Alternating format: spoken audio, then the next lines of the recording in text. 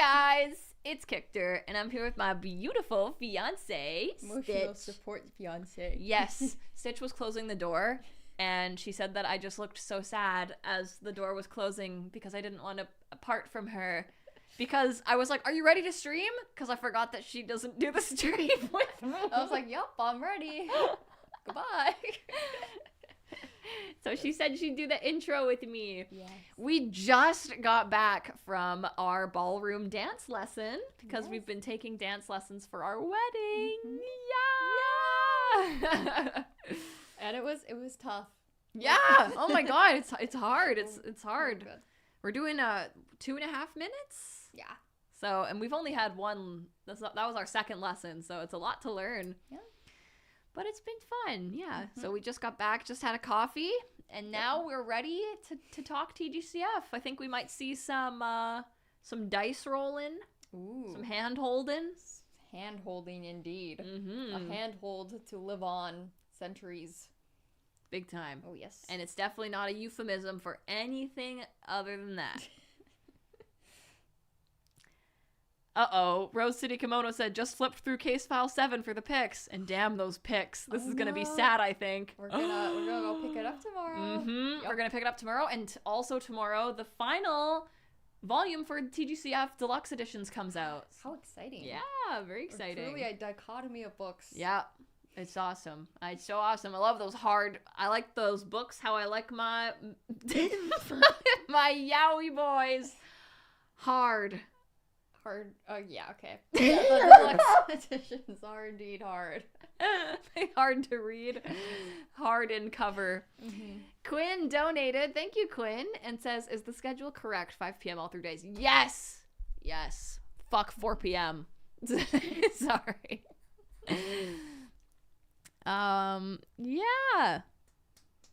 Annika says, I'm not prepared for the emotional damage I know Case File 7 is going to bring me. Me neither. I know. I'm dreading it, but I'm also so curious because I have no clue what Meat Bun's gonna do. Right? It's just gonna hurt, whatever it is. Yeah. Okay, well, I suppose you have to go. Is that what's happening? Yeah? Well, Lots of letting go happening. I mean, you feel free to stay if you should like. I'll stay while you chat a little bit. Oh, really? Yeah. Okay. Let's see. Guy says, Kichter, please win the Kahoot on Friday for me. Oh yeah, is Orion's belt here? I saw your email. For anyone who doesn't know, on my YouTube membership, every Friday we do a members only live stream, and we have been doing Kahoots because I bought a Kahoot membership for January, and Orion made a scum villain one for next week. That might be the series you know the least about. Because you read it so long ago. It's been yeah. so long. I have absolutely no recollection of anything. Yeah, so that'll be fun. I'm excited to do that. And I'll probably make another one on the Heaven Officials Blessing readings. Kenzie says, we scum it this week. Yeah, scum it. Oh yeah, also, I have something kind of cool on my shop that I can share with you guys. Oh, I'm glad to be here for this. This is so fun. So, we have lots of people that have been very, very, very generous and very curious about if we have a wedding registry. And you guys are way too kind. So instead of that, we are going to Japan for our honeymoon. And we may also go to China, which is pretty cool. Ah, pretty crazy. And so we actually commissioned Kate to make this little sticker for us. And so if you'd like to support our wedding at all, this way you at least get something in return. So there's this little sticker. And if you did want to donate more, which is crazy, there is an additional donation option when you purchase the sticker on the website. So yeah, it's just so cute. We're happy to commission Kate to get such beautiful art. We're so happy. This is exactly what I'm going to be wearing, a little navy blue suit with a bow tie. And Stitch is making this like custom blouse that's kind of like Howl's Moving Castle inspired. But yeah, so there's these little stickers on Kichter.com if you want to check them out. Briarbox Thank you so much for donating, Briarbox. Briarbox says, who has 2 thumbs and got 2 approved panels for SacreCon? Oh, nice. SacreCon is the anime convention that we go to every year in Seattle. It's me. I cannot wait for you to see what I have planned. It's gonna rock. Hell That's yes. awesome. That is wicked. Oh my gosh. Can we have a hint? What are 2 panels? I'm very excited. That is awesome, Briarbox. I love to hear that. If you get a panel, do you get a free membership? Yeah, it depends on the convention, huh? Yeah. What happens at SacreCon if you get a panel? Did you get anything? That's awesome, though. You gotta let us know when the schedule's out. I mean, I guess it's still a little bit away. Oh my god! Thank you so much for purchasing the sticker. Thank you. Let's see. Who else is here? We got, Creature from the Black Lagoon says, got back from picking up groceries in the winter storm. I had 8 bags and tried to carry them all at once. I can confirm my last words will be, I ain't no 2-trip bitch.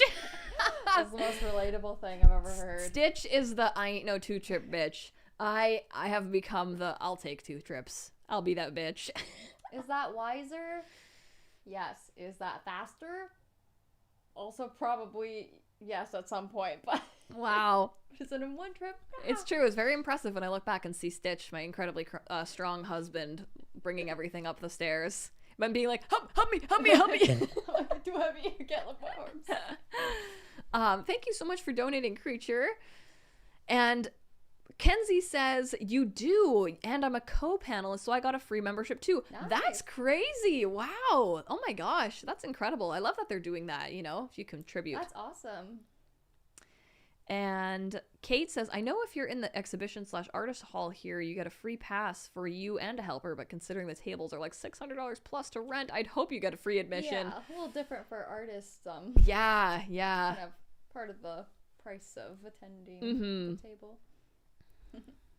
You're doing Danmei 101 Jeopardy and a lecture on why BL is for everyone and enjoyable for all. Oh, hell yeah. Nice. Oh my god, I love a fucking Jeopardy panel. That is so much fun.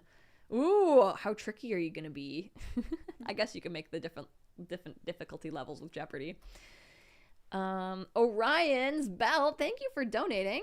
Says, it's been snowing all day today and yesterday, and I've gone stir crazy. Somehow I've gotten to the point that I want to go to work. Oh my gosh, I've actually seen a few friends mentioning that, like being stuck at home and being like, I gotta get out of here.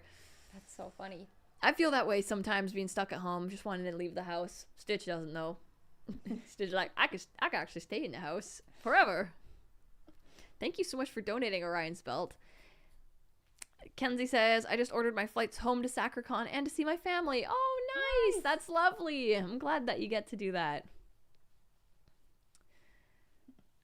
Cherry says, I just made it to book 2 of Arha. Ooh, very nice. Book 2 is one of my favorites. When it switches to Chuaning's POV. Oh, nothing like it. So good. And Arwen says, I'm going to be practicing Till cosplay makeup while we read for a school project. Oh, that's oh my cool. god, that's amazing. We love Till. Thank you so much for purchasing a sticker. Oh my goodness. Thank you so much. And Shahil Knight 3911, thank you for joining my membership. Thank you so much. I hope to see you on Friday for the game nights. That'll be Thank so much you. fun. Meridia says, Stitch, would you ever consider doing a guest reading? I tell you, the people desire your voice. That's crazy. People compliment Stitch's voice everywhere we go. I'm not very good at reading out loud, though. I'm very easily tongue-tied. I'll tie your tongue. Okay, well, Kicker's much better at reading out loud. You're getting the better deal here, I promise. No, you have such a gorgeous voice, though. Maybe someday. That would be great. Once my throat starts to hurt, we tap out. That would be great. That would be madly efficient. We could finish the book series really quickly. Oh, there is that. Esper Lady says, you have such a good reading voice, Stitch. Oh, thank you, Esper Lady. Yay. Guy the Pirate Witch says, my friend just finished Arha Volume 1, and she said she really enjoyed it. Oh. Next thing you know, she's going to have Chuaning in her house. Briarrock says that final Jeopardy question is going to be crazy. There's some unexpected questions and a whole section involving song lyrics. Ooh. Oh, God. That's hard. That is so hard. I'll be sure to listen to I'll, like, research the lyrics beforehand. Whamning is a kicked tongue tie. Whamning. Meridia says, no pressure, though. Maybe you could go back and forth during a famous scene or something. Yeah, acting it out. Yeah, do the different voices. That could be fun. That would be fun. Kate says, I support Stitch's need for relaxed time. Kate, did you get the drawing done? Z Lune says, it's been a bit since I've popped on stream and watched. It's been a hectic start of the year, but hello. Happy you could pop in. It's B Honey says, rein it in, Kichter, Lord. Yeah, this is actually why I'm not on the stream. It's for your safety. Rose Gray Tea Leaves says, I don't know why. Oh, Miss Rosie, thank you so much for buying the sticker. Aww. Thank you so much. That's oh, so we sweet. appreciate you so much. Oh my gosh. Oh, that's Xiao. Oh, dude, what's up, Xiao? Oh my god. Yeah, I've ever since the YouTube made it so that I see people's usernames and not their like preferred name or whatever.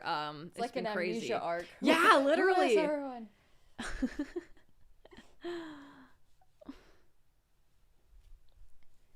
Oh, Horror Girl says, I just made my boots chains for my Hua Chung cosplay. That's wicked. cool. Oh, one of his most identifiable traits. Jingling. Jingle jangle. It's Jingling true. down the It's true. stairs. Jingle jangling down the stairs. Creature, thank you for buying the sticker, Creature. Thank you so much. That's nice. I love the little messages that come with that. Hope you have a lovely, beautiful ceremony as well. Oh, thank you. And Faith Brush and Palette, thank you for donating. Says, currently working on a Stray Kids art. Oh, nice. And BTS freebies for the tour. Also struggling to decide between getting a Chu Wanning or Shenjin Cho cosplay. Oh, those are good. Those are good. Tough choices indeed. Yeah, I guess it depends how much you want to have a fan. Do you want to have a fan or a whip? And Meridia says, I think it's so funny that Shailan was checking Sunlong's boots for the chains when he started to suspect him being Hua Chung. Yeah. He's got the boots with the chains and the Reeboks with the straps. It's true. It's true. Kate says, no, I'm still working on it. My actual job was mental today, and I went back to like over 500 reports marked as priority. So I basically worked from 5 a.m. to 3 p.m. without a break. Oh it was brutal. Oh no! Kate was really excited to draw art for the cup shaking scene to use as like the donation thing for the stream. But it's gorgeous art. We can use it absolutely whenever, Kate. Prioritize your hands and your health. Sometimes I forget Kate's full-time job isn't yaoi. Yeah, right. Briarbox says, I'm excited because for the BL panel, I'm doing a feedback QR at the end so I can improve my script better for hopefully Kumo. Ooh, nice. Very nice. Very nice. Oh, I also Very love Komori-con. Yeah, very professional. Yeah, do some wrist exercises, Kate. Oh my gosh.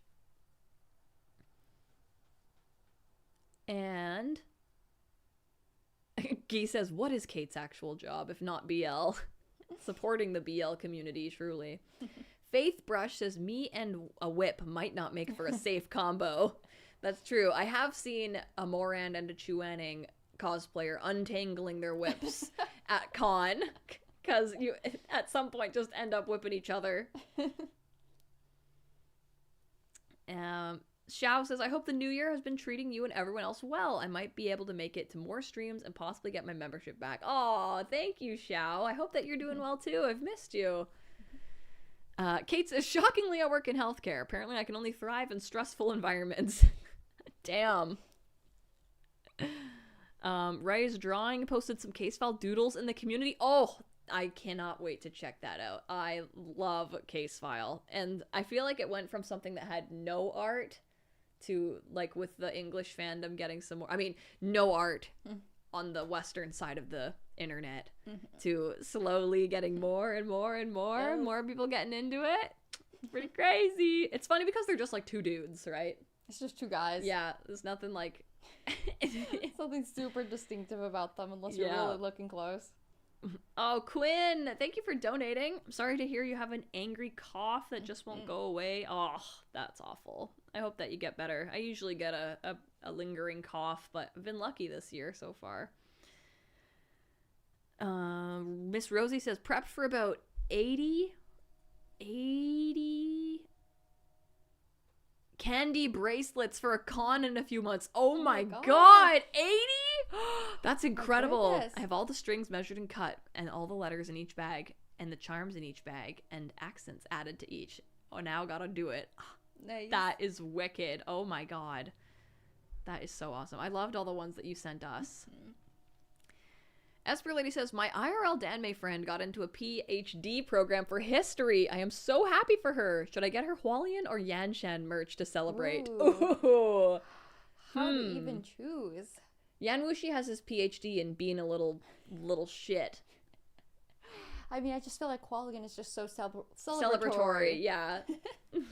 It's like, it feels like they could both really genuinely congratulate someone. Yeah, that's true. That's Yanshan true. is pretty funny, though. Hua Chong has his PhD, for sure. So. Hoyu's Homophobia, thank you for donating. Says, we're all diving in the dark pit that is Case File. We swim in it. As our friend Crystal would say. We're swimming in it. We swim in it. CSCL, thank you for donating for the recap. Okay, yes, I need this recap. Shailian and Shi Qingquan undercover mission begins, and we're immediately separated. Shailian enters Ghost City and gets propositioned. Bink! Crazy. Shailian counters with a bold lie. He says his pee-pee can't get hard, but it can. He just lied. He lied actually to be nice to her, though. Because everyone was like, it's because you're so ugly. And he was like, no, it just doesn't work. Per a horrible sign, Shailian enters the gambling den. Oh, yes. Hua Chung's terrible handwriting. Of course. I love how it's, what is it? Money over life, gains over fame. And he's like, what curious handwriting. It's so wild and crazy. So funny. So funny because he acts so cool and is like, yeah, Qirong's kind of a loser and I hate him. And then he's like writing stuff like that. It seems like more like something Qirong would do. Yeah, yeah, exactly. Like ominous cackling. And yeah, it's true. So funny. It's not cringe when Hua Chung does it. Well, that's so funny. Oh, I forgot I need to catch up. I'm a little behind. Yeah, that last chapter was so short. It's so short. But yeah, the part where Shi Qingquan is with, like, it gets hijacked by the ghost because they're like, your face looks so good. Where did you get it? Mine rotted. And Shi Qingquan's like, yeah, pretty good face. Made it myself. Oh, happy birthday, Tiny Fiend. You had a Happy Jane birthday. Austen tea party. That is so cute. I've also had a Jane Austen themed birthday before. That's so fun. cute. Oh my god. And Briarbox says, gotta plan the chicken nugget freebies for the meetup and for all the friends or whatever other keychains I can make this year. Your presents will be packed appropriately. Don't worry. Oh, thank you, Briarbox. I love your little chicken nugget keychains. And, oh yeah, what was I gonna say? Oh yeah, do you know what the LOCC9 is? No. Laugh or cry count. Every time Shailian doesn't know whether to laugh or cry, we count it. That's amazing. So that's great. Yeah, we're at 9 already. Wow, that's pretty impressive. Yeah. It'll be interesting to know where you land by the end of it. Maybe he doesn't know less. Maybe he starts to gain more certainty. Yeah, he knew to laugh and not cry. Ha ha! He knew that this would be a good time to cry. Black and Green Tea says, Kate, so you're a healthcare worker and the Yowie production machine with a small child. When do you sleep? Where do you get the spoons? Are you secretly a god? Kate ascends as the god of Mpreg. Could happen any day. Yeah. Dre Hop says, have you seen the movie Austenland? Trust me, you need to see it. If you're a Jane Austen fan, it's flipping fantastic. I haven't seen it. I haven't heard of that. We'll have to check it out. Yeah. Ooh, Meridia says, I've been thinking a lot about Lan Qiren and Wen Rohan recently. Didn't think I'd be into it, but I seriously can't stop now. Isn't it good? It has so much potential. And it's the Landboy curse, man. It's the Landboy freaking curse. Extra angst. Generational angst. Raya's drawing says, you know the case file hyperfixation is bad when you draw them in a Titanic AU. Love that. Fuck. Yes. Oh my god. Really good. I love that. Oh my god. Draw me like one of your French boys. Oh, please. I'll use the iceberg. That's so funny. Oh. That's funny. Titanic is such a good movie. Have we watched it together? Yeah. Yeah. It's long. It's also I was gonna say it's long. It's too long. Too long. Miss Rosie says, I've made about 20 pepper candy bracelets that glow in the dark already, but the others are small beads like the one I sent you before, so it'll be more time consuming to make overhaul. Yay! Kate says, I was thinking about the Titanic today and then immediately started thinking about Hayu. Possibly even a slightly bigger disaster. Don't know how you look at it. Black and Green Tea said, Kictor, I had a mouthful of Diet Coke. You can't do this to me. So sorry. Oh, you know what my new favorite drink is? Besides coffee from your mouth. Okay. Sorry. It's the Oron joke. Then I would drink it. Is that ginger ale, Canada Dry, cherry flavor. It's so good. It is. They also made a mango one. It's like not as good, but the cherry Canada Dry is like the best flavor ever. Okay, Tamaki. Okay, I'm glad you got the reference. Quinn says, I'm an iceberg, you're the Titanic. Will you go down on me? Oh, you would say that. Oh my god. He would say that. Oh my god. And then Che Ching Cheng would say no, and then he would grab him anyways. And that's what happened in the previous book, which I am working on the PowerPoint of. It would be so good. It will be so good because you take your time making it so funny. Oh yes. I am looking forward to it. Thank you.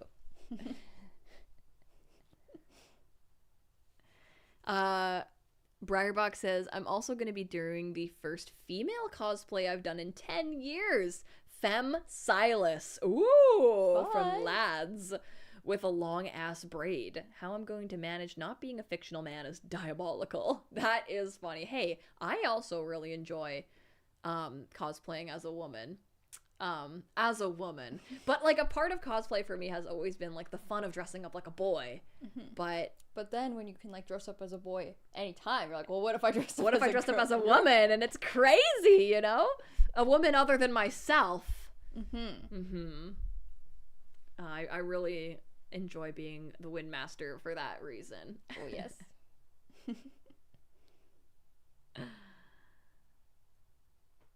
Kohaku Tsukino says, speaking of Oron, there might either be a new season or a remake. I've seen there is like an official account because it's like 20 years of Oron. I hope they release something. Yeah, I feel like if it was going to happen anytime soon, we would get news this year. So Yeah. that is fun. I don't want them to remake it. I love the original like, series. I hesitate to get my hopes up too high too soon, though, because it's been burned before. Yeah. I wish they could just finish the series because the manga is so good. The manga is very, very good. Are you having a good time? I'm having the best time. Creature, thank you for donating. Creature says, my drink of choice is root beer, and someone once told me hot people don't drink root beer. Well, I don't know what that says about me, but I love root beer. I have opinions on root beer. Every time I get so excited about root beer that every time I go to the movies, I order root beer. And Stitch thinks I'm hot. So, so you can be hot and drink root beer. That is so funny though. And every time I drink it now, I'm going to think that. Hot people don't drink root beer. That's such like a mean girl thing to say. That's hilarious. It's also just Shi Qingxuan saying that to like Hushwen. Hot girls don't drink root beer. No, she would never shame him for root beer. That is so So funny. Oh my god. But also, I also love Dr. Pepper.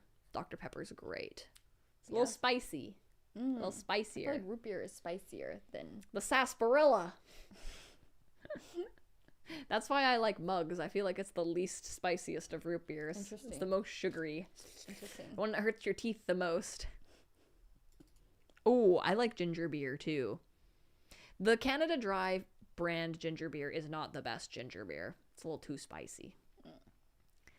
Quinn, thank you for donating. Says, if you drink root beer in a square cup, is it just beer? Math joke.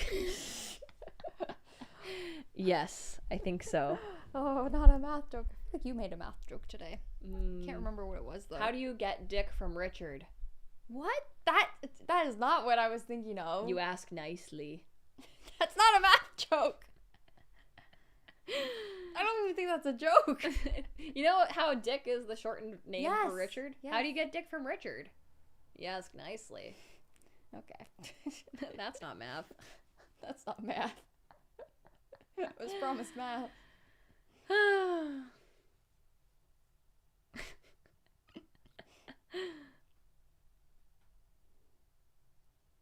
Moaday says, I've been working out lately to work on my gut and abs. It's for a drag show I'm gonna be in. Hell yeah, that's awesome. Cool. Working out for cosplay is such a fun motivator. My persona is a femboy vampire. Fuck yeah. Everybody's favorite. Mm-hmm. My YouTube like For You page is so funny. I got a recommended video, and I've seen this before where it's like a guitarist and then they will describe like this little original song they've made as some super abstract but yet extremely specific thing. And the one I saw last night was like it's like a femboy from space went down on me and this is what it sounded like. And then I need to know what that sounds like, because I feel like I have a specific idea in my mind. I was like, yeah, I guess so. And the like comment he pinned was like, here's the full song, and it like the name of it was like author's thinly veiled fetish. Like, you know that meme? That's funny. Kicked you are unhinged today. I have the love of my life in my lap. How could I not be? Well, you're gonna have to hinge yourself here pretty soon. Yeah, I know. I got 1 minute left. Balls!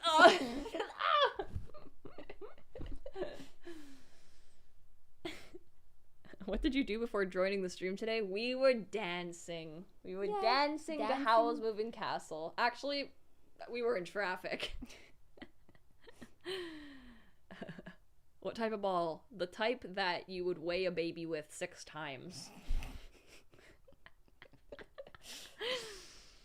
I love our unhinged lesbian moms. You're welcome. That explains why I kicked her out the zoomies. And I just had a full cup of coffee, so I'm also sweating. Briarbox says, alright, I'm a peace out to go cut and dye my hair like it's supposed to look. I'll enjoy sleeping in my own bed again after being in a recliner and working 12s for 3 days. Much love. Oh my god, yes. Take care, Briarbox. We're thinking of you. Okay, and we're gonna get to reading. Okay. We're gonna get to reading. Goodbye, I love you. everybody. Goodbye. Have fun, everybody.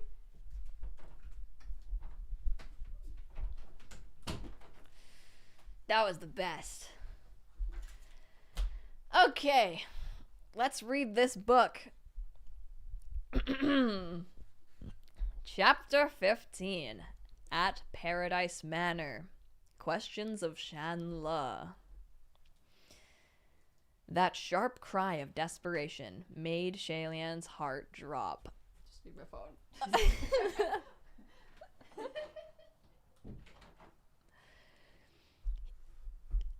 I need to see some Gaga time in the chat. Let's get some Gaga times in the chat. Hit that heart button. Press the like. Say it's Gaga time. It's Gaga time. It's Gaga time.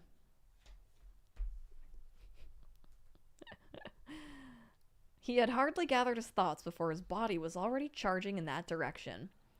Outside the alley, there were a bunch of oddly shaped, sinister creatures gathered in a circle, yelling one after another. We caught him! Beat him to a pulp again!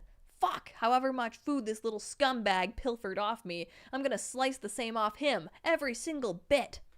Shi Qingxuan caught up. Your Highness, what's going on? Shalian didn't respond. He walked towards the group step by step, his pace growing in speed, and soon he broke into a run. He forcefully pushed past a couple of ghosts on the outside of the circle and saw that one getting beaten was a boy dressed in tattered clothes. Judging by his size, he appeared to be around 15 or 16 years old, and he was curled up on the ground, trembling uncontrollably. Even though he clung tightly to his head, the layers of bandages that were messily wrapped around it were still visible. The bandages were covered in dirt, the same as his hair. Wasn't this the same bandaged boy that Shalian had briefly met at Mount Yujin? The boy who had run off and couldn't be found?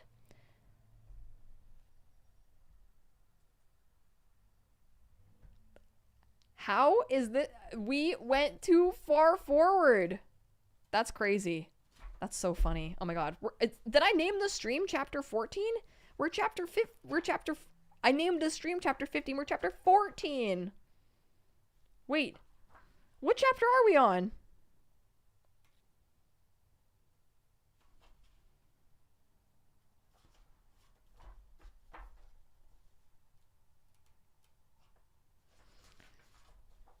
Chapter 14. Okay. That's so funny. I was like, I remember this part. Wait a minute. Okay. Let me change the name of the stream real quick.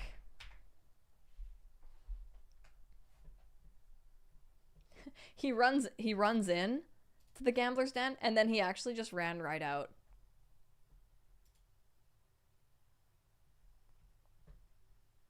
Oh, everyone calm down. It's not like we said anything important.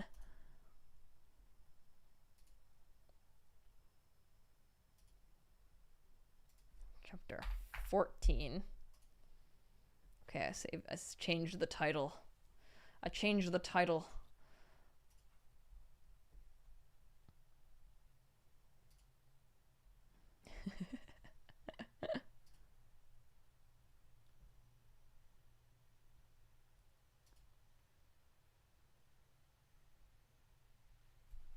Okay. Everybody ready? We sped run the dice. Yeah. Wei Wuxian's Wig says that was just a little sneak peek. Where are the thinly veiled euphemism? Where is the thin veil? That chapter was faster than Hua Cheng beating Qirong. Yes.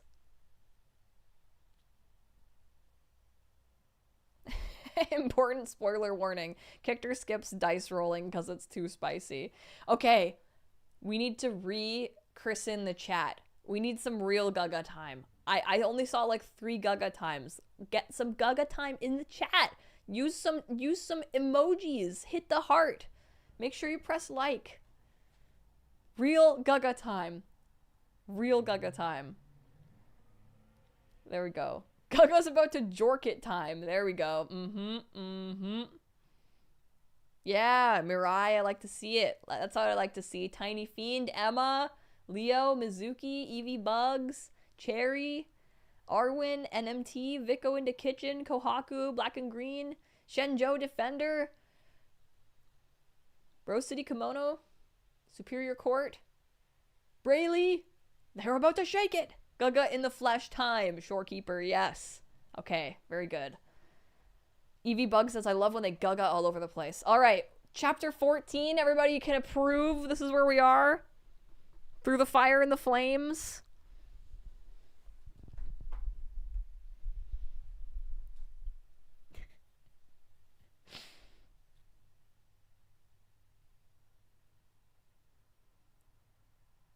All right, yes, the last thing that we heard was Shalian in the gambler's den, and the man cried, I bet my arm.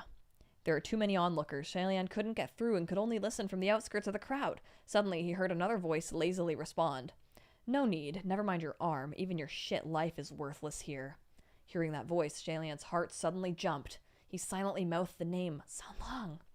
He indeed just heard that voice of that young man, yet it was slightly deeper than he remembered, which was precisely why it sounded even more pleasing to the ears. Despite being surrounded by boisterous brouhaha, the voice still rang loud and clear, and cut through the cacophony of the gambler's den to reach him. Shalian looked up. Only then did he notice that behind the long table there was a screen curtain, and behind the curtain he could see a faint red figure lying back, lounging on a chair. Chapter 14. Admiring the Flower Through Red Clouds, a Heart Full of Affection. Wow, what a chapter title. Though Hua Cheng's words were filled with contempt, the moment he spoke, the man in question allowed the taunting from all around and dared not argue back. The attendant who had led Shailian to the long table said, "Gongzi, you are very lucky today." Shailian never moved his gaze from the table. "How so?" "Our Chengzu rarely comes by," the attendant replied. "It is only those past few days that he has been in the mood, so is this not good luck?" Judging by her tone, Shailian could tell that the attendant held this Chengzu in high regard, as if the mere sight of him was the greatest of fortune. Shailian couldn't help but smile. The screen curtain was made of soft silk, captivating in its red silhouette, a truly enchanting sight. In front of the red curtains, there were a few charming women overlooking the gambling table. Shailian was content just to watch from the background at first, but the moment he heard Hua Cheng's voice, he started trying to push through the crowd, though without drawing any attention to the fact that he was there. Finally, he squeezed through to the table and saw the man in the middle of putting down his bets. Gulp in gay panic. Yeah, literally. The betting man was a living human. Shailian wasn't surprised, as it was known that there were more than just ghosts in Ghost City, and there were also a number of cultivators of considerable skill, and once in a while, mortals at the brink of death, or those who wished to die, would stumble in by accident. The gambling man also had a mask on, but both eyes were visible, bulging and laced red as if they were bleeding. His lips were pale, like he hadn't seen the sun in days. Although he was a living human, he resembled a ghost more than any of the ghosts present. Both of his hands were pressing down tightly on a black wooden dice cup in this table, and after holding back for a moment, he shouted with the air of a man who'd stopped caring about anything else. "But how come the other guy was allowed to bet both his legs?" One of the croupiers from before the red curtain smiled. The one before used to be an acclaimed bandit, known whenever he went for his light footwork and ability to take flight. That ability was the essence of his life, so his legs were deemed a worthy bet. You are neither a skilled artisan nor a renowned medic. What worth does your one arm possess? The man gritted his teeth. "Then I bet 10 years of my daughter's life." Shailian was stunned by those words and thought, where on earth is there a father willing to bet the life of his child? Is that even possible? Behind the curtain, Hua Cheng only snorted. "Very well." Shailian couldn't tell if it was his imagination, but he could sense coldness in that response. But then he added mentally, "Sanlong said he always has good luck, and all his fortune sticks came up the best of luck. If he bets against this man, won't he win for sure and take 10 years of life from that man's daughter?" He was just thinking this when the croupier announced sweetly by the long table, Even is a loss, odd is a win. Once the cup is tipped, there is no turning back. Now, please." As it turned out, Hua Cheng wouldn't be involved in the betting after all. That man shook the gambling cup haphazardly, both hands grasping hard, and the hall quieted down. The sounds of the dice rattling could be heard, loud and crisp. A long while after, his movement came to a sudden stop. Then everything was still. It was quite some time before the man slowly, very slowly, lifted a corner of the gambling cup and peeked through the gap. Those bloodshot eyes suddenly widened. He flipped open the cup and shouted with mad joy, "Odd, odd, odd! I win! I've won! Ah ha ha ha! I've won! I've won!" This was certainly not the outcome the crowd of humans and ghosts around the long table had wanted to see, and they started booing the man down, slapping the table and shouting their discontent. One of the croupiers smiled and said, "Congratulations, your business will soon see a turn for the better." The man laughed uproariously and cried, "Wait, I want to bet again." The croupier smiled. "You're welcome to. What do you want this time?" The man pulled a long face and he said, I want everyone competing with me in my trade to drop dead." Hearing this, the crowd started muttering and clinking their tongues. The croupier raised a hand to cover her smile. "If that is what you desire, it is much more difficult to fulfill than your previous wish. Will you not consider something else? Asking for your business to flourish further, for example." Yet the man replied, his eyes red, "No, that's the only thing I want to bet on. That's what I'm betting for." "Then, if that is your wish, 10 years of your daughter's life may not be enough," the croupier said. "I'll add more if that's not enough. I'll bet 20 years of her life, and the fate of her marriage, too." The ghostly crowd was in an uproar, and they burst out laughing. "This dad's lost his mind. He's selling his daughter. Wow, just wow." The croupier announced once again, "Even is a loss, odd is a win. Once the cup is tipped, there is no turning back. Now, please." That man once again took up the gambling cup, trembling as he shook it. If he lost, his daughter would lose 20 years of her life in a perfectly good marriage, which was obviously not ideal. But if he won, all his competitors would drop dead? Although Shalian didn't think Hua Chung would ever let such a thing happen, after much hesitation, he stepped a little closer. He was just debating whether he should cast some small trick, when suddenly someone grabbed hold of him. He turned his head to see, and found Shi Qingxuan. Shi Qingxuan had returned to his male form, and he whispered, "Don't be rash." Shalian whispered back, "Lord Windmaster, why did you transform back?" "It's a long story," Shi Qingxuan sighed. "The group of girlies and aunties dragged me around, saying they were going to introduce me to a good beauty parlor. I finally escaped, but they caught me again, so I had to change back. They dragged me to a place that smeared so much stuff on my face, pulling, stretching, slapping, smacking. Quick, check my face. How is it? Anything wrong? Do you see anything off?" Oh my god. Forced spa day, yeah.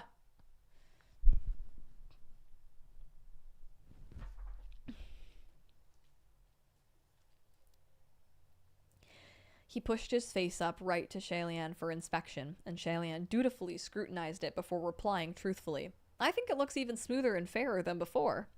Shi Qingxuan brightened immediately. "Really? Oh, good! That's wonderful!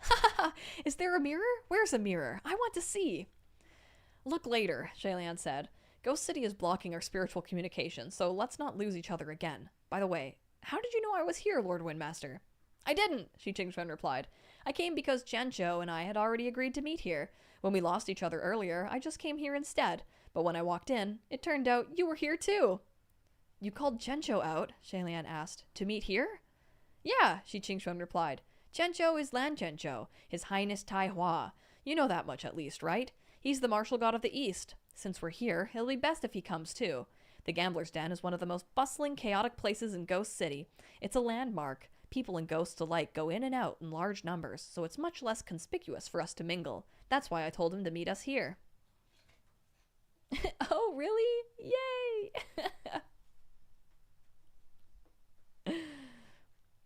Shalian nodded. When he turned back to the long table, that man still hadn't lifted the cup. His eyes were rolled back, and he was muttering, not unlike many of the ghosts here. Shalian sighed. "This man..." Shi Qingxuan, still feeling his face, said, "I know what you want to say, and I agree, but Ghost City is Hua Chung's territory, and the rules here at the den are followed willingly. You gamble at your own risk. The heavens can do nothing. Let's just observe for now, and we can come up with something if this gets out of hand." Shalian hummed, thinking that there was no way Sanlong would allow this to get out of hand. It would truly be best to just observe. With that thought, he settled down. As for the gambling man, he finally seemed to gather enough courage and lifted the cup just a sliver. The outcome was about to be revealed. Just then, another person burst in and slammed the cup back down with a strike that crushed it to pieces. This strike not only crushed the gambling cup, but also the hand that was on top of it. The entire table splintered with a deep crack. The masked man cradled his crushed hand and rolled all over the floor, screaming. The crowd of ghosts also started shouting, some cheering and some crying out in shock. The person who had smashed their way in yelled, "You! What a vicious heart! A wish for wealth and fortune, fine, but to wish for others' sudden death? If you want to bet, have the guts to best your own life, not the life and marriage of your daughter. You're not fit to be a man, not fit to be a father." The young man had straight, strong brows and stars for eyes, bursting with heroic aura. Although he was dressed in simple black attire, nothing extravagant, his air of nobility could not be concealed. It was none other than the crown prince of Yong'an, Lan Changqiu. Swords in the chat! Swords in the chat! From their spot in the crowd, Shalian and Shi Qingxuan both covered their faces at the same time. Shalian groaned. "Lord Windmaster, did you not tell him to be a little more cautious when he's here and keep it low-key?" Shi Qingxuan whined back. I told him, but he's always like that. What can I do? Had I known earlier, I would have planned for us to come here together. Shalian sympathized. I get it. I understand. Just then, Hua Chung chuckled lightly from behind the curtains. Shalian's heart skipped a beat. The youth had often laughed when he was with Shalian, so now Shalian could judge fairly well when the laughter was genuine versus when it was mocking, or when it was laced with killing intent. His voice was languid. You must have guts of steel to start trouble here in my territory. Lang Cheng-cho turned to face the direction of the voice with fire in his eyes. Are you the owner of this gambler's den? The crowd jeered from all around. Ignorant child, do you know who you're talking to? That's our Chungzu! Someone sneered. Not only does he own this gambler's den, the entire Ghost City is his. Lan Qingqiu barely showed any reaction when hearing this, but Shi Qingxuan was completely taken aback. Dear Lord, is that who I think it is behind the curtain? Crimson Rain-sought Flower? Shalian answered, Yes, it's him. Shi Qingxuan asked again, Are you sure? Shalian replied, I'm certain. Shi Qingxuan panicked. Crap, what do we do about Qianqiu now? Shalian said after a few moments, Let's just hope he doesn't expose his identity. Yet the more Lan Qianqiu looked around, the angrier he became.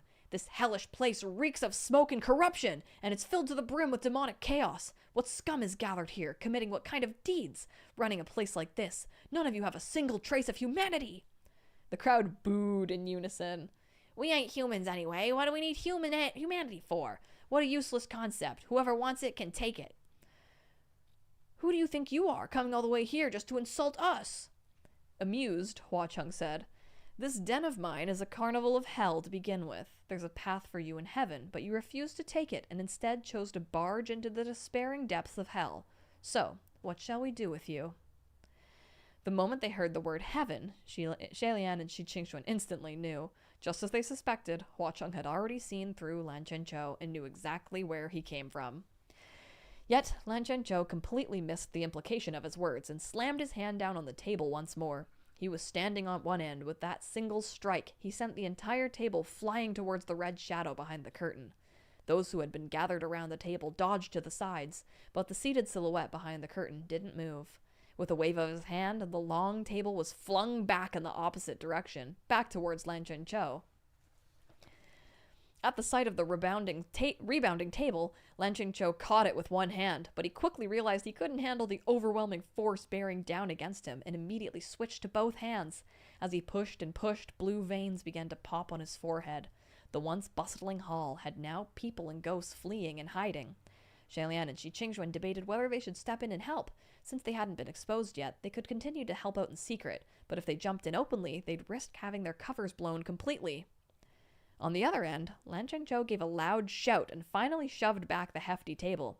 Behind the red curtain, Hua Chung's silhouette was still lounging on the chair. He curled all 5 fingers into a fist, then released them lightly. Instantly, the table exploded into fragments of wood, the splinters shooting towards Lan Qianqiu. The force of this gust flung forth countless splinters as sharp as knives, more fearful than any hidden weapon. If Lan Qianqiu were to keep his powers hidden and remain in his mortal form, there was no way he'd be able to evade the attack. Thus, moments later, his body started to emit a faint light. Shalian and Shi Qingxuan understood right away and panicked. Oh no, he's going to reveal his true form! But this faint sheen of spiritual light vanished as soon as it appeared. Lan Qianqiu had probably remembered that he wasn't supposed to reveal his identity on this trip and caught himself at the last second. He quickly withdrew his power, having barely stopped the flying splinters. However, while Lan Qianqiu had stepped back, Hua Chung, on the other hand, would not. The crimson figures sitting leisurely behind the red curtain made another hand seal. This time he pressed his fingers together and lightly flicked up. With this one motion, Lan Qianqiu's body was suddenly lifted off the ground. Sprawled out like a starfish, his body was suspended off on the ceiling of the great hall of the gambler's den. Air jail. Air jail.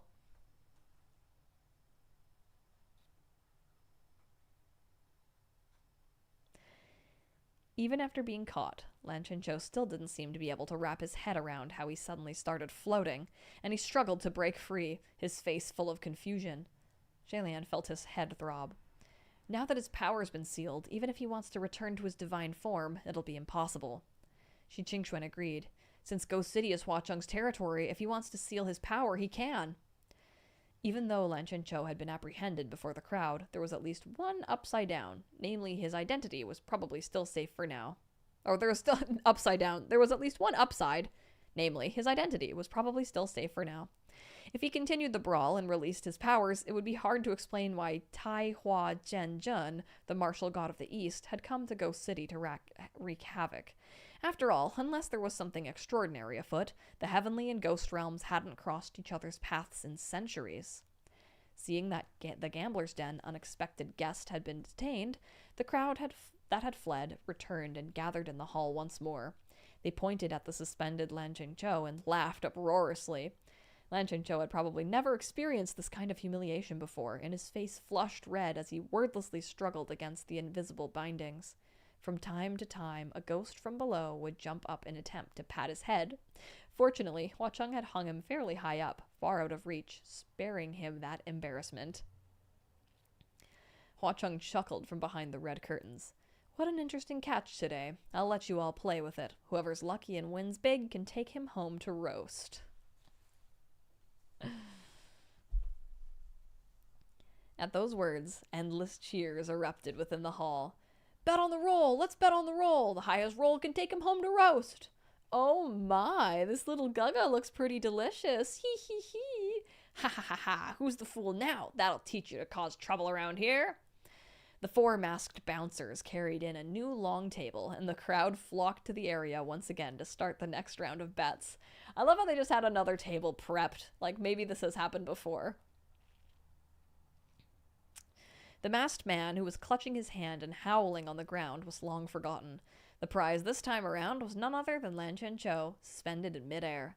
Seeing how riled the crowd was, Shi Qingxuan paced back and forth, anxiously flailing his arms.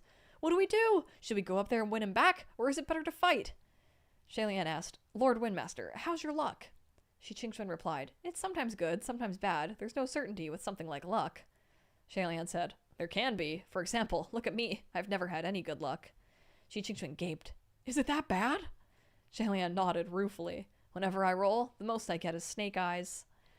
Shi Qingxuan knitted his brows, but an idea immediately came to him, and he slapped his thigh.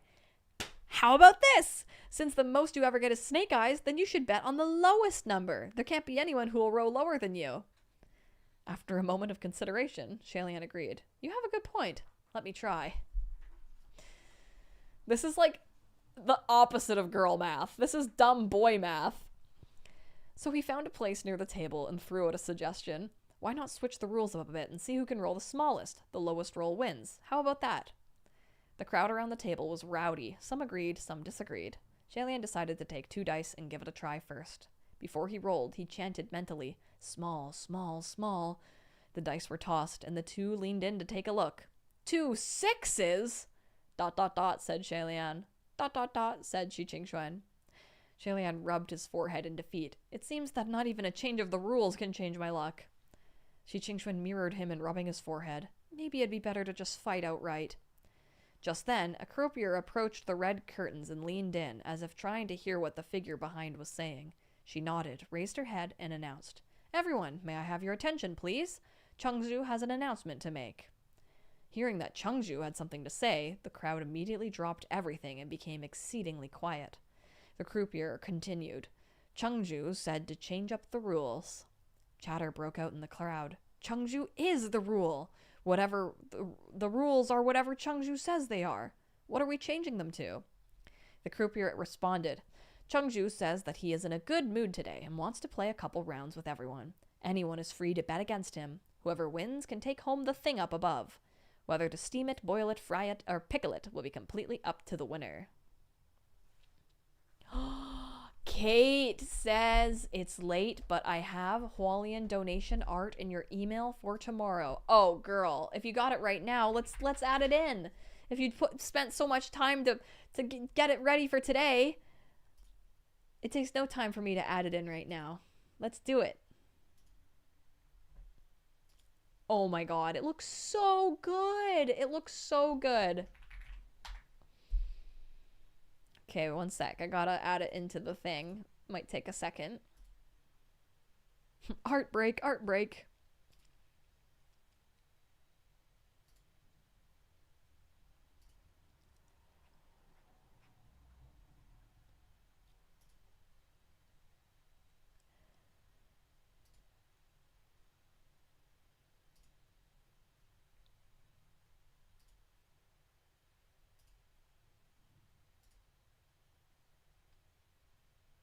Yeah, Kevin will come back.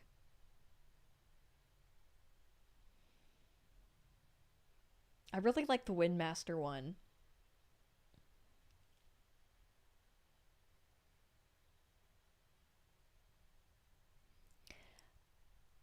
Oh, Alex, thank you for donating. Alex says, I just saw the vid where the English voice actor said hi to you, and I wanted to thank you for the info that Xi Qingxuan's male voice actor is just kind of like that. I love all the voice actors for the Donghua. They're amazing. They're so, so cool.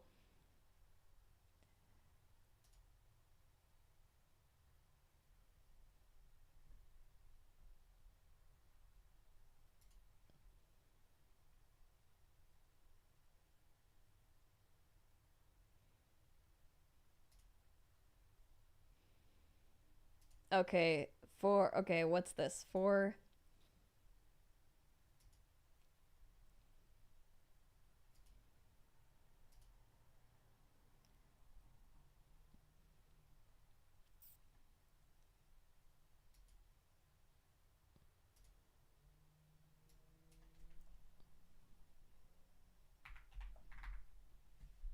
Okay, so for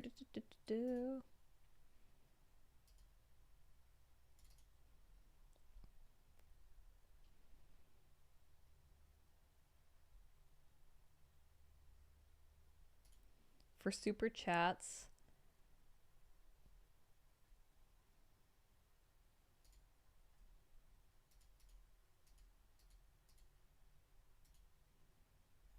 Okay, let's see. For super chats that are $5 or higher, it should.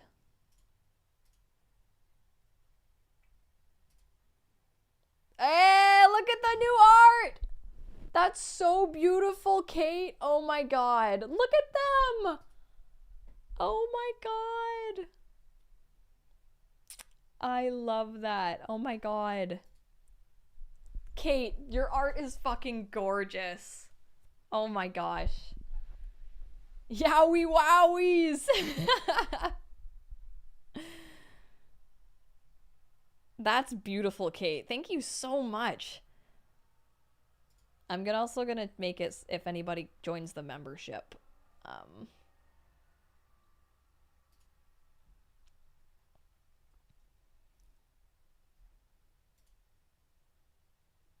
So if you enter Ghost City.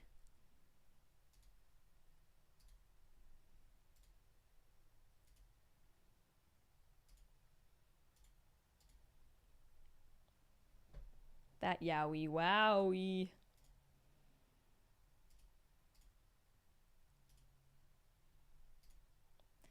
Oh goodness, Kate, you've truly spoiled us. Oh, make it say bet X amount in the gambler's den. Oh, that's a good idea. That's a good idea. Okay, let me do that. Okay, so super chat. Blank bet X amount in the gambler's den. That's so good.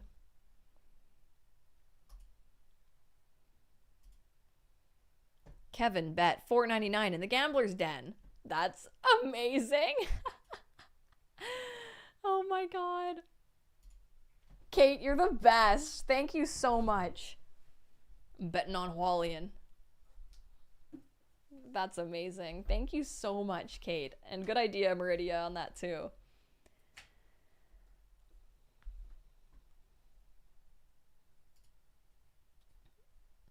Yeah, we have Kate's absolutely gorgeous art.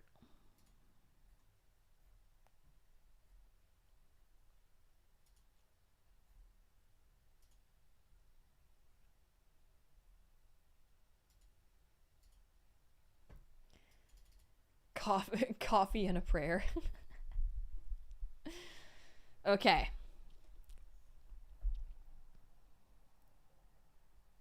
Bangin' Big Men, incredible name, says, he looks like Hua Chung, looks like he's being so gentle in that image. I'm gonna die for real. Wizard of Moss says, every stream we do, I feel more of a kinship to Kevin, our fake person dono tester. Yes, me too. I feel very, very lucky to have Kevin here. All right. Are they gonna win Lan Zhengzhou back? Whoever wins can take home the thing above. Whether to steam it, boil it, fry it, or pickle it will be completely up to the winner. Wahahaha. Learning that they'd be betting against Chengzhu, the ghosts began to have second thoughts. It seemed that Hua Cheng indeed never stepped in to gamble himself. There were a few brave souls tempted to give it a shot, but not a single one of them dared to be first. Above them, Lan Zhengzhou continued his struggles with endless determination. He barked, "What do you mean, thing? I'm not a thing! You dare to use me as a bet!" This proclamation that he wasn't a thing was heard by many female ghosts in the crowd. Giggling, they stared at him with open, lecherous looks while running the tips of their blood-red tongues across their lips as if they wanted to swallow him whole. Shalian thought, this child, it's better if you speak less. After a soundless sigh, Shalian stepped forward and said gently, "In that case, please let me have a try." Upon hearing his voice, the shadow behind the red curtains paused. Then the figure slowly rose to his feet. Oh my god, it's happening! The croupier in front of the curtains smiled. Then, "Will this gongsa please come forth?" Within the hall, the crowds of humans and ghosts all parted for this brave warrior. When Shalian reached the end of the path, the croupier presented him with the polished black gambling cup in her hands. "Please go ahead, gongsa." To all the previous gamblers, she had always used a casual way of speaking. Despite the ordinary words she uttered, her tone wasn't polite in the slightest. However, to Shalian now, not only had she started using honorifics, the tone she used was also exceedingly polite and respectful. Shalian received the black gambling cup from her with a word of thanks and lightly cleared his throat. Interesting. Since he had never touched anything of this sort before, he shook the cup randomly for a good while and pretended that he knew a thing or two. As he moved his hands, he looked up and glanced at Lan Zhengzhou hanging above. Lan Zhengzhou stared back at him, wide-eyed and pitiful, but thankfully he didn't make a sound. His expression made Shalian want to laugh for some reason, but he held it back. After shaking for a long time, he finally stopped. See, sometimes he knows when he wants to laugh. Countless pairs of eyes were intently focused on the cup in his hands, and Shalian felt that somehow this tiny little gambling cup had grown incomparably heavy. He didn't know if there was a right way to flip it. However, just as he was about to reveal the outcome, the croupier stopped him. "Wait." "What is it?" Shalian asked. The croupier replied, "Chengzhu said that your cup-shaking posture isn't quite right." Shalian thought to himself, so there really is a correct way of doing this. Could all my bad luck earlier be due to my bad posture? He asked modestly, "Then may I ask what the correct posture is?" The croupier responded, "Chengzhu has invited you to come up as he is willing to teach you, gongsa." Oh my god! Oh my god! Upon hearing this, the crowd of ghosts within the den drew in sharp breaths. What's happening? Shalian heard the ghosts grumble. To think Chengzhu was going to teach him. That's a first? Does that mean he's going to die? Chengzhu wants to do what? Just who is this? Why teach him? Shaking a cup is shaking a cup. What kind of correct posture is there? Shalian was thinking the same question, but the croupier had already motioned him towards the red curtains. "Please." Thus, Shalian arrived in front of the red curtains with the black wooden gambling cup clutched in his hands. The silk curtains swayed gently, almost giving life to the red silhouette. The person behind the curtains was standing directly in front of him with only half an arm's distance between them. Shalian held his breath as a hand parted the heavy red curtains and landed perfectly under his own, supporting the gambling cup. It's happening! This was a right hand, slender and pale, and the well-defined fingers had a red string tied around the third digit. Against the pitch-black wooden cup, the white appeared even paler and the red even more vivid. Slowly, Shalian lifted his eyes. A youth, roughly 18 or 19 years of age, stood silently behind the cloud-like red silk curtains. It was San Long. Ah!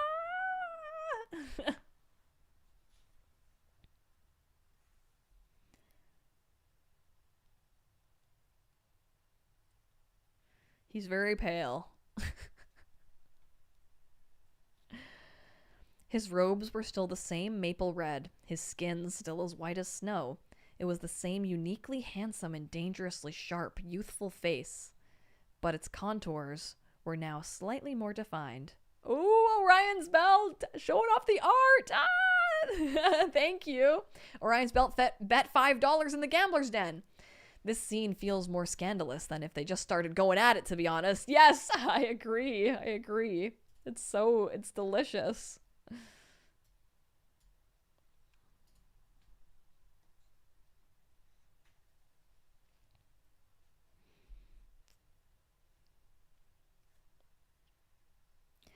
While he could still be called a youth, he could also be called a man. The shyness of boyhood had evolved into a composed calm.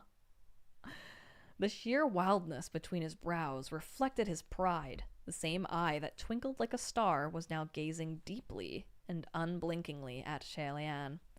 However, though it was as bright as a star, there was only one eye, the left eye. The other was hidden behind a black eye patch. The red silk curtains were only open a small slit. In his position, Shalian was the only one who could make out the person behind the curtains. Who could make out with the person behind the curtains? Since he was blocking the view from everyone else in the hall, not that they would dare to sneak a peek anyway, that left eye watched Shalian, and Shalian returned the gaze, subconsciously drawn to it. This is so sexy. This time, Hua Chung looked not only a few years older, but he'd also grown taller. Before, when Shalian looked at him, he could maintain eye contact comfortably, but now he had to strain his neck to look up. After they had both stared for a good while, a good long while, Hua Chung finally broke the silence. He said in a deep voice, "Would you like to bet high or low?" It was this deep voice, pleasant to the ear, that pulled Shalian back to reality. As it made no difference how he bet, he answered, "High." "Fine," Hua Chung replied. "Then I'll roll first." Shalian's left hand supported the base of the black gambling cup while his right hand covered the circular lid. Hua Chung stood in front of him, and with his right hand covering Shalian's left, he guided him to shake lightly before lifting the lid. There were 2 dice at the bottom of the cup, a 6 and a 5. Lan Zhenqiu, from where he was hanging above them, had a clear view and saw how easily he rolled such a high number. His eyes widened, and he exclaimed in awe, "How did that happen?" Emma bet $5 in the gambler's den. Inserts audio drama dice scene and breathing noises. Yes, oh my god. That was like pornographic. Oh my gosh. Oh, that's so awesome. Thank you for donating, Emma.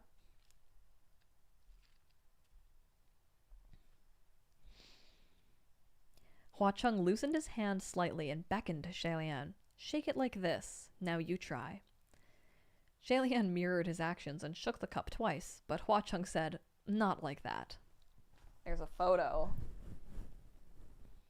There he is, peeking through at you.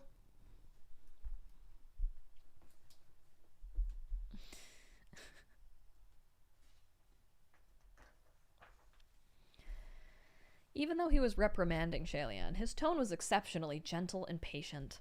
As he explained, Hua Chung supported Shalian's hand with his own again, but this time his left hand found its way to Shalian's right, the one covering the lid. He instructed softly, "Like this." And just like that, the backs of Shalian's hands were enveloped by Hua Chung's palms. When skin touched skin, Hua Chung's hands felt temperate like jade.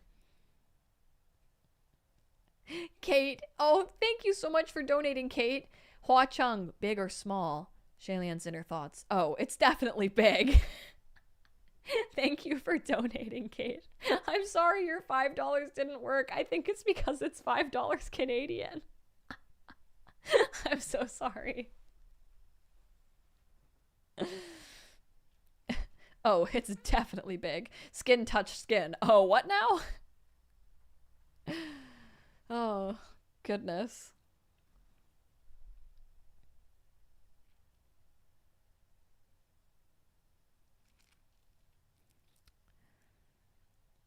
The exquisite silver vambraces that Hua Chung wore were as cold as ice, and yet his movements were careful, and he never allowed them to touch Shalian's skin.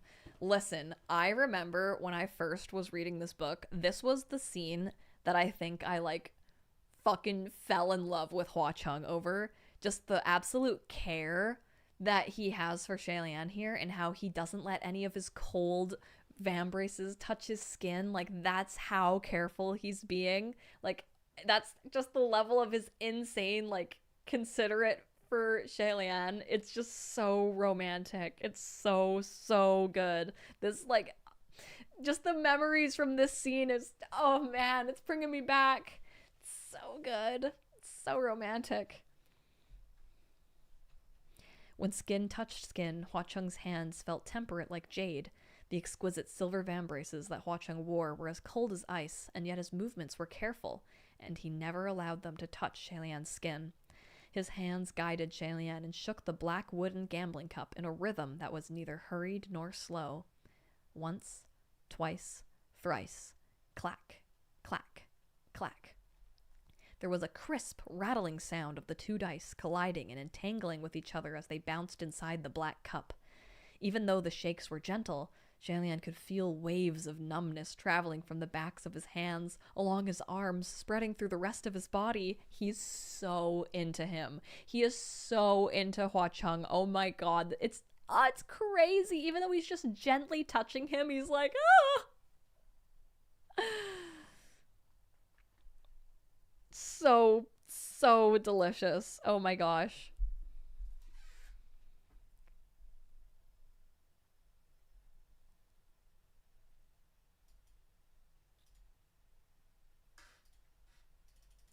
Michaela says, have you considered reading Yaoi and Yuri? Love the Chinese novels, but manga has a lot of variety that you might enjoy as well. Yeah! Oh, hell yeah! Yeah, we have a huge manga library in our house. Big fan of BL in general. And Yuri, of course, as well.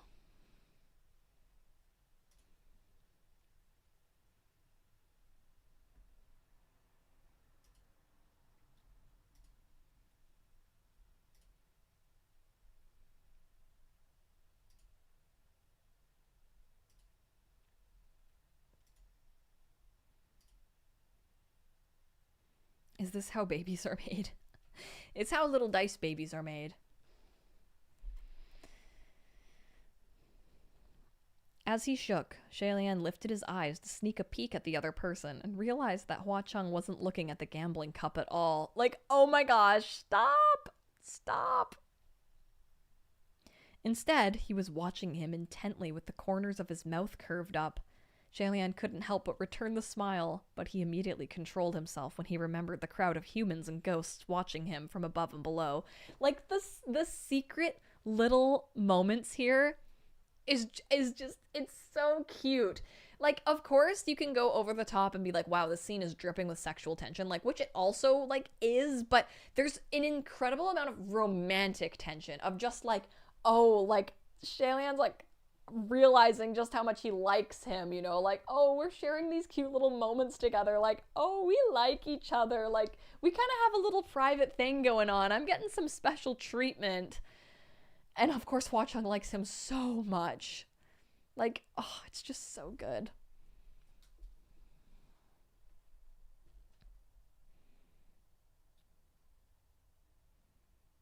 Like, realizing that he's not looking at him, or at the cup, but he's looking at him is just so good. He lowered his head and diligently studied the gesture that Hua Chung showed him. Like this? He asked. The smile curving Hua Chung's lips deepened. That's right, just like that. Like, stop! Oh my god! After Shalian shook the cup a few more times, full of hope, he suggested, why don't you take a look? Shalian lifted the lid and saw 2 white dice at the base. It was 2 threes. Rolling 2 threes was already an impossible feat for him. It was like a gentle spring breeze had brushed past Shalian's heart, and he thought, could I have actually learned the trick? However, as shocking as the outcome was, 6 was still slightly less than 11. He cleared his throat and admitted, I'm sorry, I've lost. But Hua Chung replied, don't worry, this round doesn't count. I'm teaching you right now. Try again. At those words, Lan Chenchou and Shi Qingxuan gawked. The crowd of ghosts in the hall also started with their mouths agape, and they started to grumble. What's with Chengzhu? I thought he was going to show him who's boss, but he's actually teaching him for real? How can you not count this round? Can you even gamble like that? If this doesn't count, when will it count? Looks like Chengzhu really is in a good mood today. Hua Cheng quirked his left brow, and the croupier standing to the side immediately shushed the crowd. Everyone, please quiet down. In the blink of an eye, the hall went silent again. Although no one dared speak, their stares were more intense. Hua Cheng chuckled and softly whispered words of encouragement into Shalian's ear. Again? It might have been because there were too many humans and ghosts packed into this gambler's den, but Shalian felt his face starting to heat up. Okay. Ah, it's so sexy. Rattle, rattle, he shook twice more. This time, when he revealed the cup, it was 2 4s. See, isn't it a little higher this time? Hua Cheng asked. Although Shalian felt that something was off, he still nodded his head. Yes, it's a little higher. Hua Cheng encouraged. You did well. Keep going. With those words of encouragement coming one after another, for some reason, giggles could be heard all around the hall. Judging by the voices, it appeared they all came from female ghosts. Shalian also couldn't figure out exactly what constituted the correct posture. At first, he simple-mindedly paid close attention to how Hua Cheng positioned his hands, how he managed the pace, and how he grasped the cup. But now he was letting Hua Cheng's hands lead him and shook the cup blindly. As he shook, a suspicion in his mind grew stronger and stronger. Could someone be teasing me?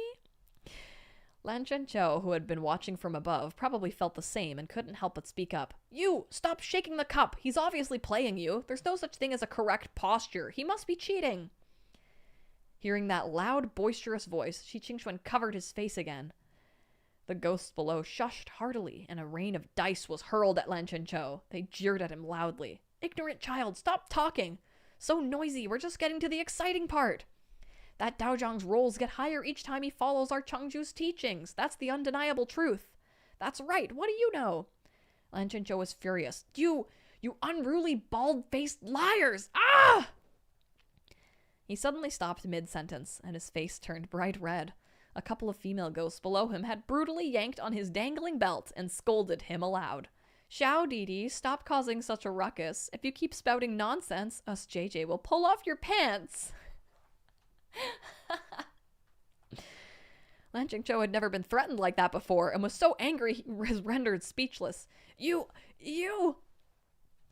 Getting beaten to a pulp by a mob of ghosts would have been fine, but having his pants pulled off would be a dreadful embarrassment for a dignified martial god like him.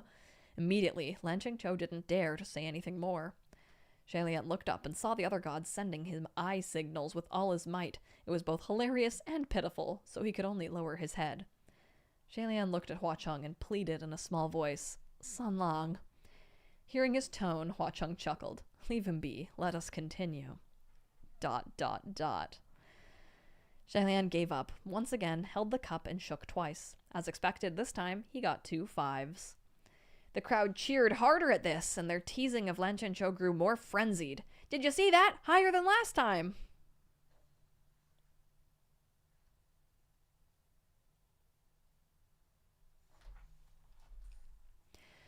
But Shalian had already realized that Hua Cheng was just fooling around with him. He didn't know whether to laugh or cry. Count it! Count it!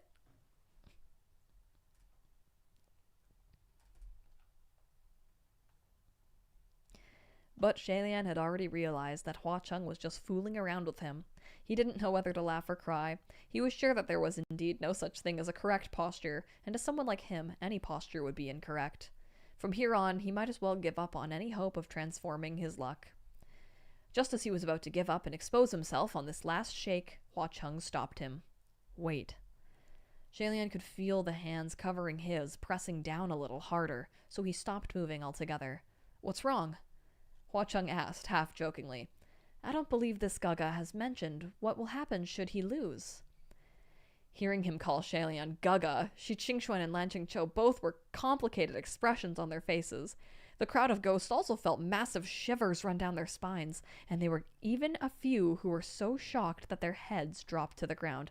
Right? Because think about it, like the name Gaga is what you call like an older male. It is Gaga time. Like the fact that Hua Chung, this leader of their fucking city that everybody is like reveres, called someone Gaga is like crazy. Like instant respect goes to Shalian with that. Like everyone immediately be like, "Oh, this is really gay. Oh shit, this is gay." You know?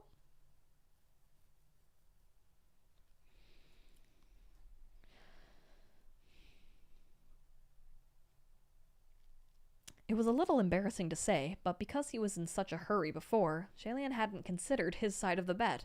At first, he continued also betting 10 years of his life, but a heavenly official's lifespan was quite long, so 10 years probably wasn't worth very much. Money or treasure? He didn't have any. Spiritual power? He didn't have much of that either. Shalian surprisingly couldn't think of anything he could bet with at the moment, so he could only ask advice from the owner of the gambler's den. Do you think there's anything on me that's worth betting with? Hua Chung chuckled at his question. Anything's fine. What have you got on you? Shalian pondered briefly, then lightly coughed and told the truth. I only have a half-eaten bun with me. Hua Chung burst out laughing. Sam the Pancake 69 has entered Ghost City! Welcome! Hua Chungzu welcomes you.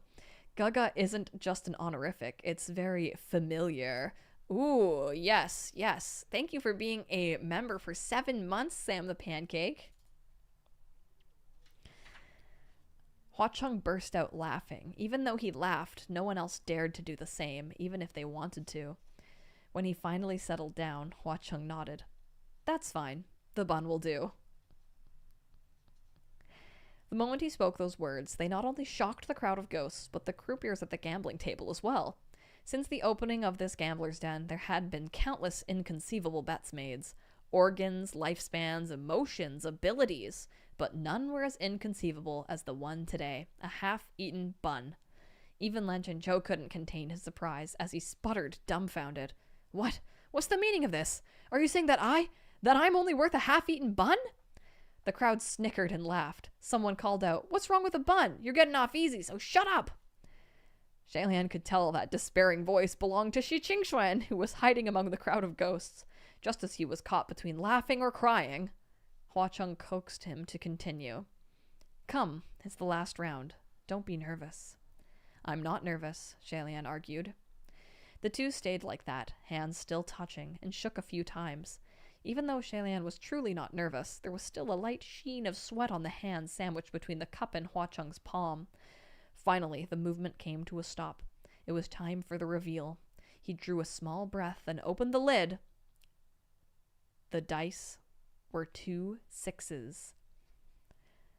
I don't know if that one counts as a laugh or cry. It wasn't the phrase he didn't know whether to laugh or cry.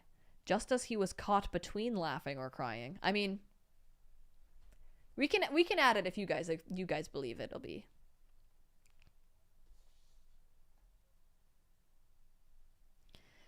Shalian let out a sigh of relief, aware of what had transpired. The dices were 2 6s, and he gazed up at Hua Chung. Hua Chung arched his brows. Oh, I lost. Even though he acted serious when admitting his loss, he didn't sound the least bit sincere. The crowd below was engulfed in silence. There'd been people grumbling earlier. If this round doesn't count, then when will it count? Now the answer was clear. It counts when this guy wins. That level of generosity was almost insane. Even so, no one dared to comment. The croupier from below took the black wooden gambling cup and raised it high. Congratulations to this Gongza. You have won this round. Everyone generously gave face and cheered. Chungju showed us a perfect loss. Beautiful. That's funny. That is funny.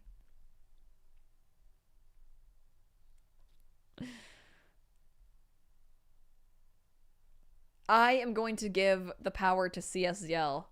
CSL, do you believe that it should count or not? And I will back you on your belief.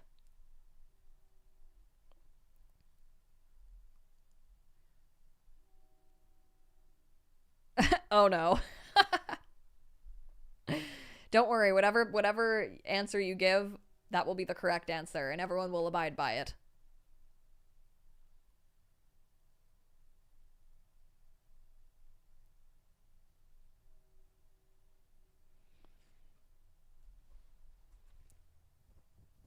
Half a point for the lols. Okay, sounds good.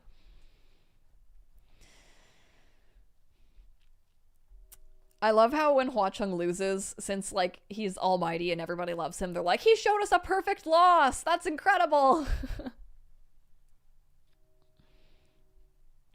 Wasn't the winner personally taught by Chungju? He won because Chungju taught him well. That's right, learning the correct dice rolling posture today really opened my eyes. So much benefit gained, so much that it'd take more than 10 years to reap it all. Listening to the voices of the swarming devils from all around, Shalian couldn't help but smile. Seeing his mirth, Hua Chung also chuckled and gave that red curtain a flick. At that point, Lan Zhenqiu called out from above. Since you lost, you should be letting me down! Hua Chung continued to stare at Shalian, his smile unchanging and his gaze not moving from Shalian's own. He simply lifted his hand and gave an easy wave, and Lan Zhenqiu came crashing heavily down. Shalian winced at the loud crash. Shi Qingxuan couldn't risk exposing himself, so he couldn't rush forward. Instead, Shalian turned and bent down to check up on the god. Are you okay? Lan Zhenqiu crawled to his feet and dusted himself off. I'm good, thank you. He probably wanted you to go up there so that he could cheat and make you lose, but thank goodness you won. Shalian thought, you're completely mistaken. If you didn't go easy on me, even the whole world turned to ash, I would still never be able to win you back.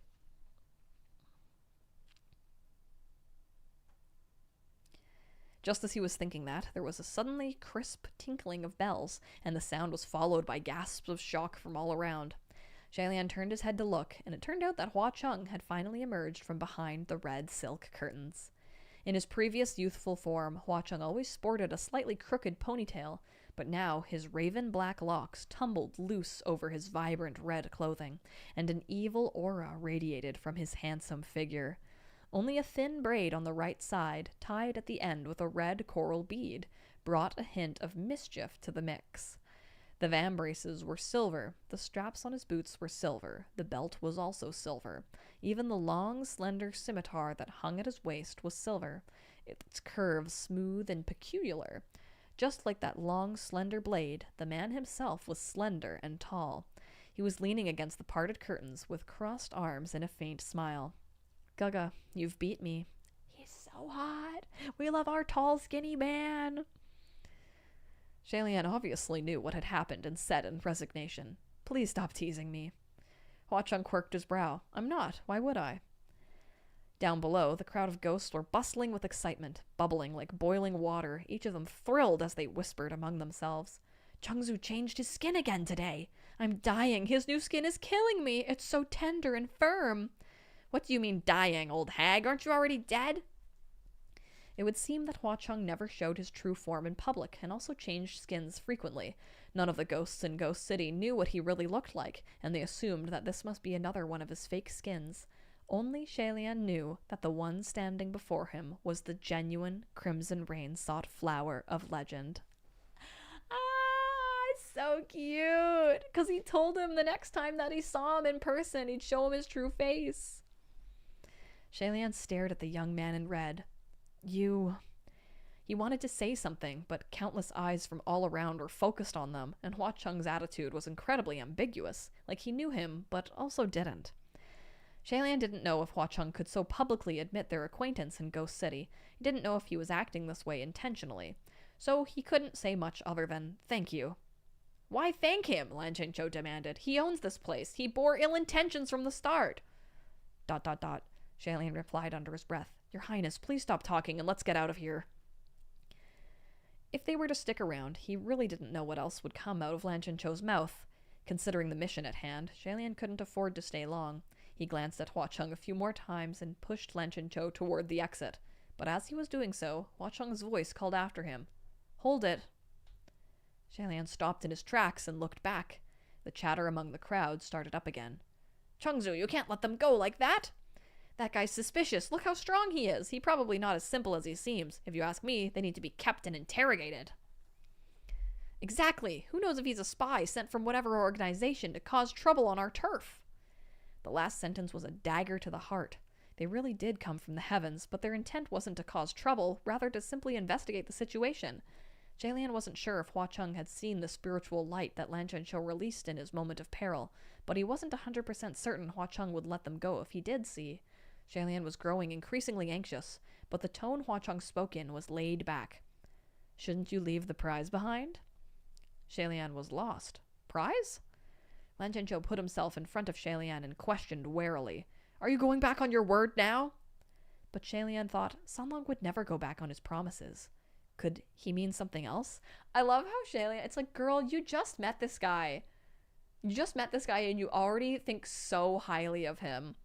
Like, my own, like, girl radar is like, you can't trust a man that quickly. And he's like, he would never go back on his promises. Like, I can't believe he made such a deep impression on Shalian that he's now truly assuming the absolute best of him, despite being told not to many times. Like, that's how crazy their connection was right off the bat.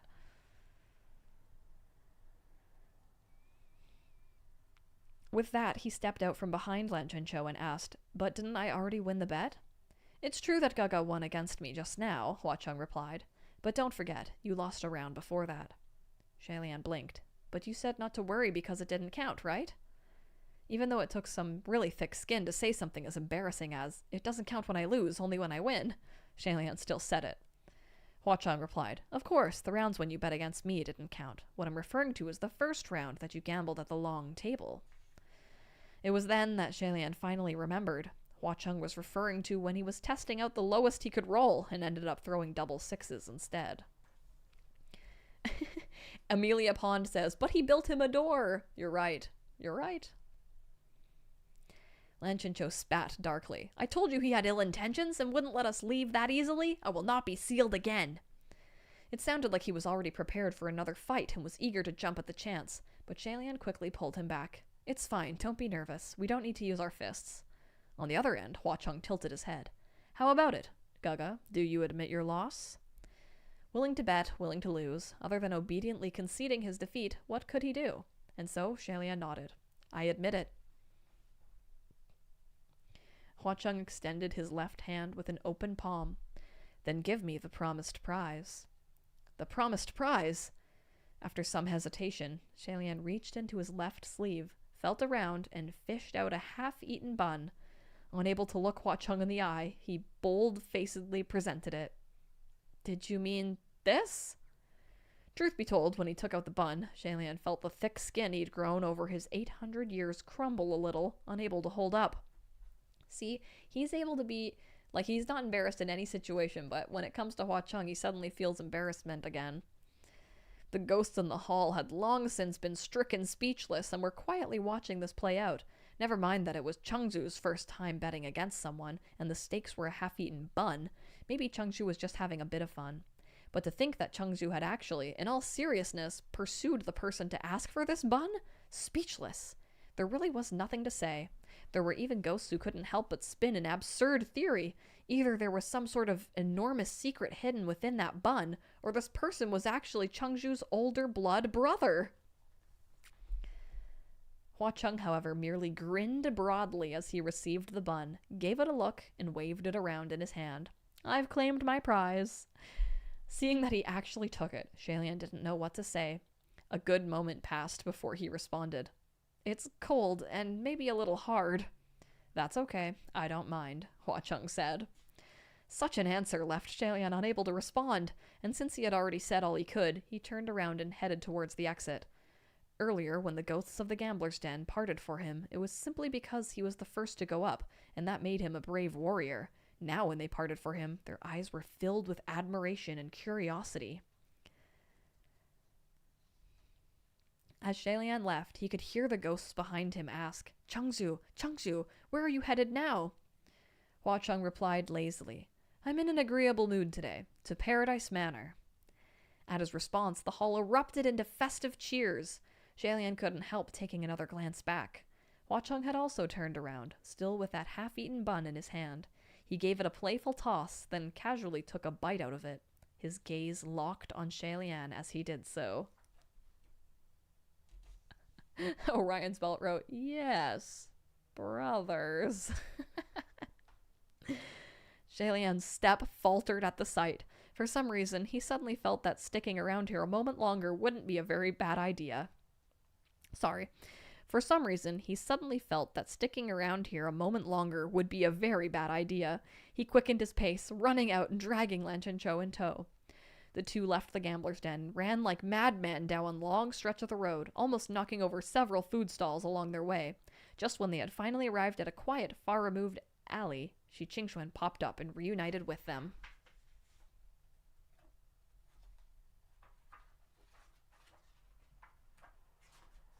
Shi Qingxuan fanned himself with such vigor that his hair whirled wildly in the wind. I bet the bun wasn't the only thing that was hard. I'm so sorry. No, I'm not, says Dailumi. I would not be surprised. Shi Qingxuan fanned, and thank you so much for donating. Oh my gosh. Do you think that would be pretty funny if it happened there, actually? I don't know how obvious it would be in those types of robes. Kate says, oh, Hua Chung was hard for sure. Hey, you just drew him. Did you draw him with a boner? Shi Qingxuan fanned himself with such vigor that his hair whirled wildly in the wind. That was close. So close! My god, that was so scary! My face turned as white as those ghosts! Shalian's heart was racing too. Perhaps he ran too hard. Lan Chencho spoke up.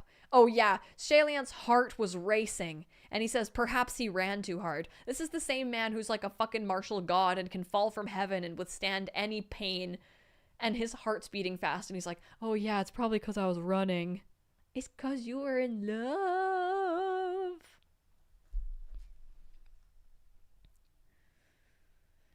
Lan Chencho spoke up. Yeah, Lord Windmaster, your face still seems very pale right now. Shi Qingxuan felt his face and smiled. Is that so? Ha ha ha.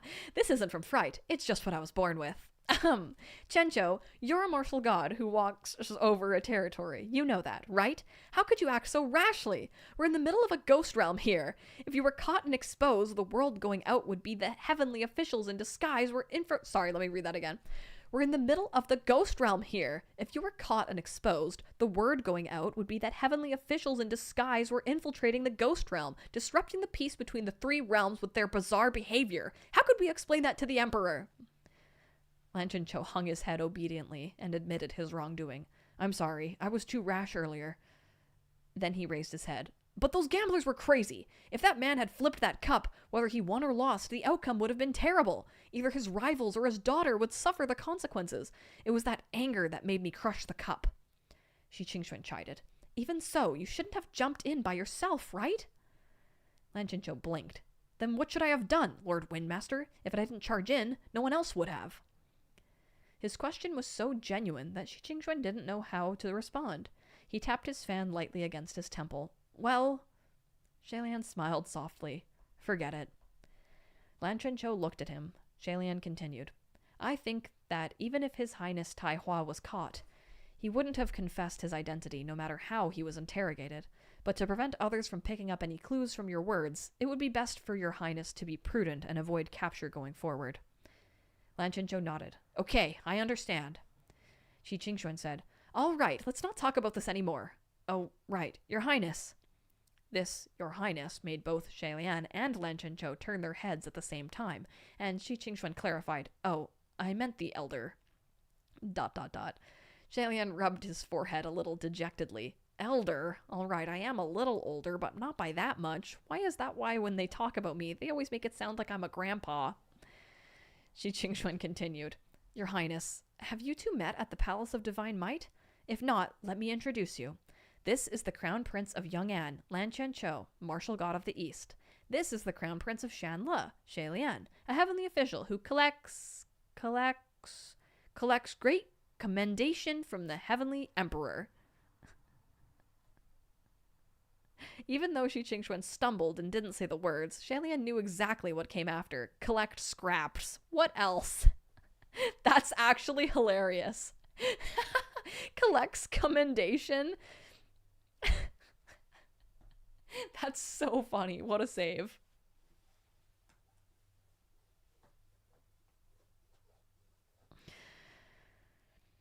When Lan Zhenzhou heard, however, he looked at Shay Lian and asked in amazement, "So you're the highness that ascended 3 times?" It appeared that Lan Zhenzhou really had slept through the entire meeting at the Palace of Divine Might and didn't even remember who he was.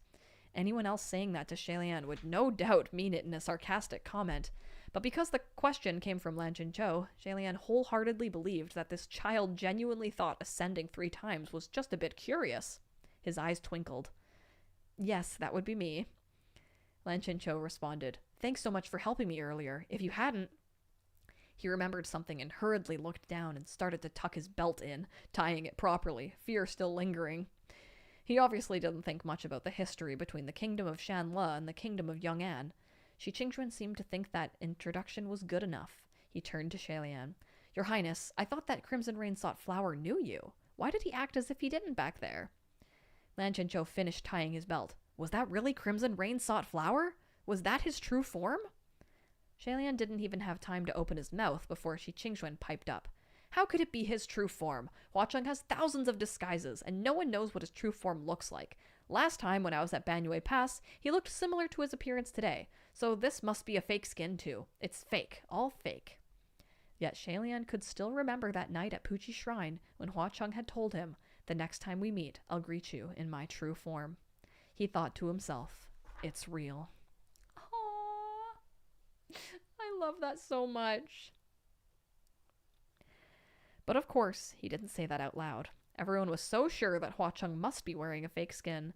Being the only one who knew it was Crimson Rain Sought Flower's true form was like learning an extraordinary little secret. Then he thought, Sanlong's appearance doesn't look that much different from before, only a little bit older and taller. That means he was pretty much in his true form the first time he met me. Strangely, that made Shay Lian feel a little happy. Oh. Shi Qingxuan added, "Everyone says Hua Cheng is a strange character, and that seems to be true. It was obvious that he was going easy on you, and yet he pretended in all seriousness not to know you. Who knows what he's up to? Could it be that he wanted us to drop our guard?" Shay Lian choked and coughed. Just as he thought, anyone could tell Hua Cheng was going easy on him back at the gambler's den. But rather than saying he went easy on him, they might as well just outright say that Hua Cheng was literally letting him win. Lan Zhenzhou was the only one who couldn't tell. He frowned. Did he go easy on him? Why? The other two patted him on the shoulder and decided with great tacit understanding that it was best not to explain it to him. That left Lan Zhenzhou standing there by himself to mull over why Hua Cheng would go easy on Shay Lian, and whether it was because the two knew each other. Shay Lian and Shi Qingxuan turned and walked off. "We've been discovered now, I guess," Shay Lian said. "What's our next plan of action? Switch our disguises and try again? Personally, I don't think doing that will change anything. After His Highness Tai Hua's fight back there, Ghost City will probably strengthen their security." Shi Qingxuan replied, "To be honest, I hadn't considered the possibility of us getting exposed, but I never thought it would happen this soon." Shay Lian sighed. I know. "What's done is done," Shi Qingxuan said. "Since our cover is blown, you might as well just walk in with confidence and do this openly." Shay Lian could vaguely guess what he had meant by openly. Sure enough, Shi Qingxuan explained, "If we want to smooth out the lie, then the only way is to have you go find Hua Cheng and tell him that you came here specifically to visit him. He knows that you're a heavenly official, right? If so, then it's believable to say that you've brought a couple of your little friends from heaven with you." Yet unexpectedly, before Shay Lian could answer, Lan Zhenzhou cried out at the suggestion, "No!" Shi Qingxuan looked at him. "Why not?" Lan Zhenzhou replied seriously, "Your Highness Shanle, do you really know Crimson Rain Sought Flower? I heard your conversation earlier. It seems you two are friends." Shay Lian nodded. "Then of course that plan is not feasible," Lan Zhenzhou said. "Even though a ghost king is no saint, the fact that he went easy on you must mean he sees you as a friend, and one should never deceive a friend." Oh my, he's such a simple boy. He's so simple. I love that so much. Zhenzhou, nobody cares. Oh. I thought that was really sweet, though. I love that he said that and Shay Lian didn't say that, you know?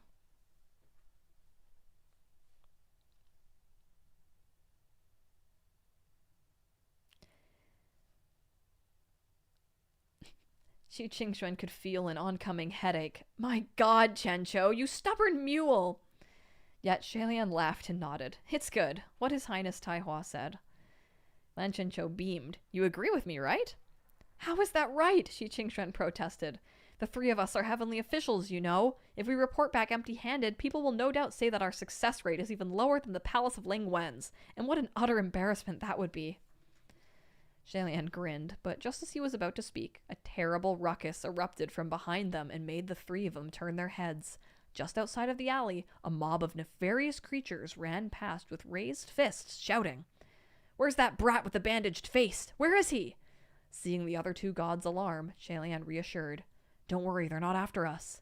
Just as the words left his lips, their ears were pierced by a shrill, deafening cry.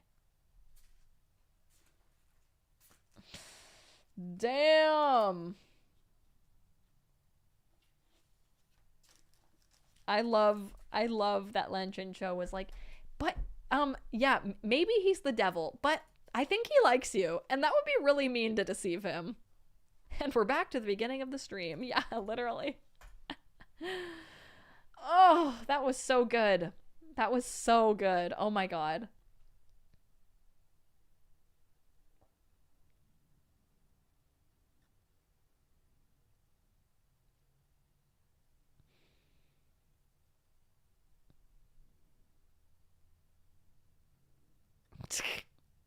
You can watch the stream in a loop. Yeah, I actually did that intentionally. He is such a sweet boy. At least Shalian raised him right, but at what cost? Yeah, oh my God. Rip Lan Ying. Empire's Prince said, can't wait to explain 10.5. Yeah. It's just a jump to the left. That dice scene is just too much. How is that supposed to be explained? I mean, just two guys rolling dice together. Nothing gay about that. Only cost a whole dynasty. Well...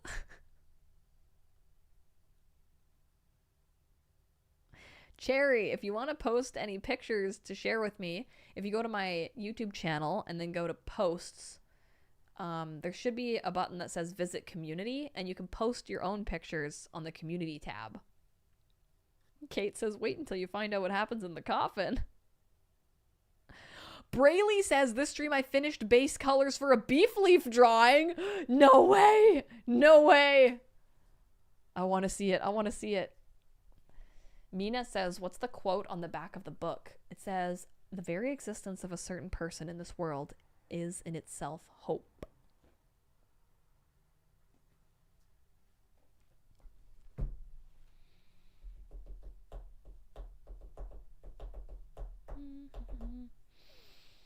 Beef leaf.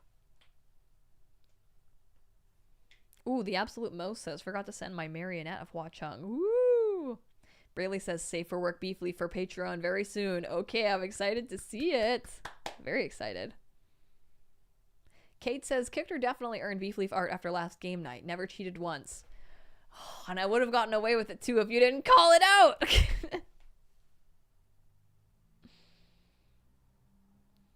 Spazzy says, how did Lan Ying / the Bandage Boy get into heaven? You mean into Ghost City? Perhaps all will be explained next chapter. Kate says, you were so obvious! Yeah, not obvious to the chat, but not obvious to Stitch. My eyes just like...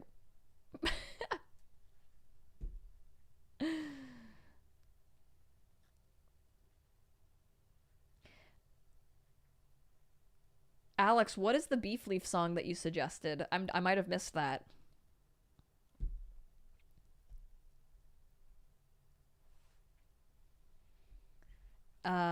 Ariana says, do you like to read fanfics? Yes, I do.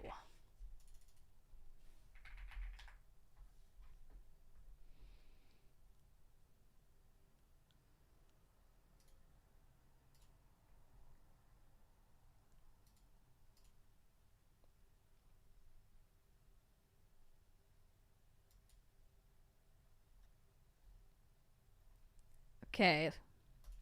I'm looking on the little community screen right now. Let's see. We got little doodle of Hua Chung by Cherry. So cute. I love him. I love him. That's so cute. You were trying to cheat on your girlfriend at a game? No, absolutely not. I was not cheating on my girlfriend. But my fiance is another thing altogether. Okay, RA is drawing. Ooh, here's my tired doodles from class today. My current hyperfixation is case file. The Titanic AU I mentioned. Oh, this is great. Look at him. Oh my god, I love this. This is great. We need more case file art in the world.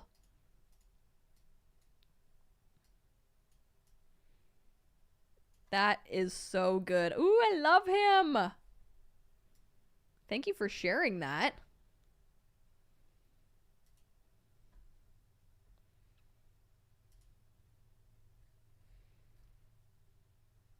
Ooh, new enamel pin. That looks great. Aw. Kohaku, nice. Knitted a blanket? Oh dear. Oh dear. We're not at that scene yet. Oh, sugar kiss. Damn. That's so good. Beautiful eyes. Xavier making library cards for people. Oh, that's so cute. Oh my god. Cork drawing some scum boys. Nice. Very nice. Braylee says, that's crazy because I wasn't here for the last game night. I knew telepathically. That's so funny. That's true. That's crazy. Yeah, Kate said she would draw Beef Leaf if I won, and I didn't win. But then at the end, Stitch almost made the podium. And then she said if I came in 10th place, she would give me it. And then I think I came in 11th place. So I feel very blessed by the Beef Leaf.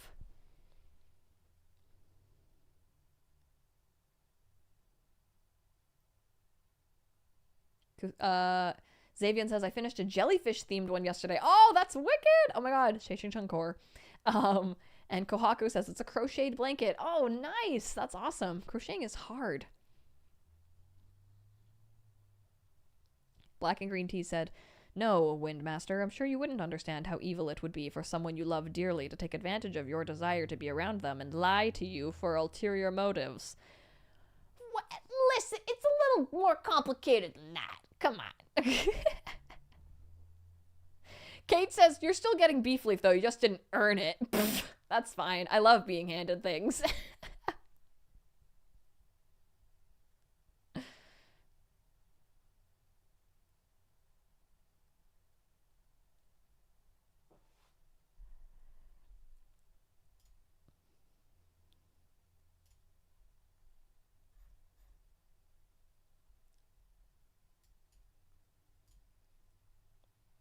Oh, Cherry. Cherry just posted this. That's wicked! Little redraw of Shalian. Oh my god, I love it. Hua Chung would approve of this for sure. That is beautiful. Very nice. Very nice finger. That's wicked. Thank you for sharing that.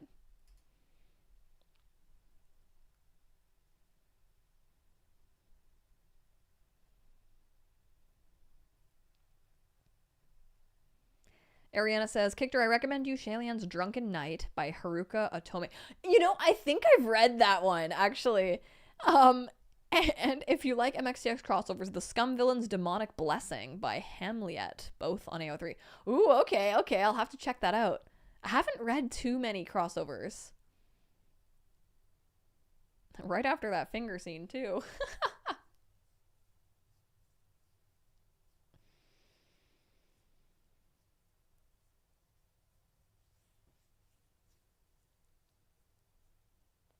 Ugh.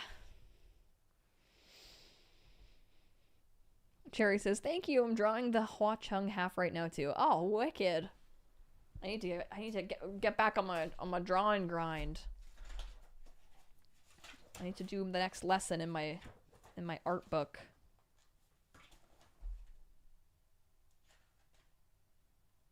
Did I show you guys this one? It's Hawaiian. You can pretend there's a cup between them. I just learned how to draw ears. Can you tell? I feel like the ear is the most defined part of that drawing. And then I drew a gibo.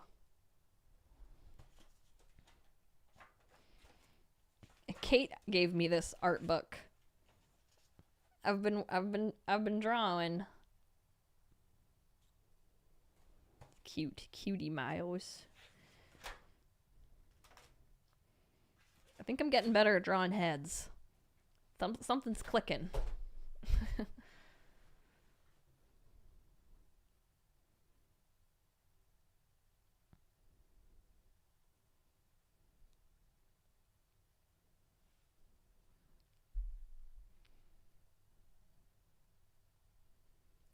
Meridia said, I love the fact that we got back-to-back scenes of Heaven and Ghost City. MXTX really pushes the reader into comparing them. Oh, yeah, that's a good point.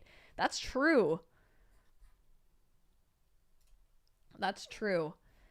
And how it's like, Heaven is evil, but does not look evil. And Ghost City is evil, but runs pretty smoothly, you know?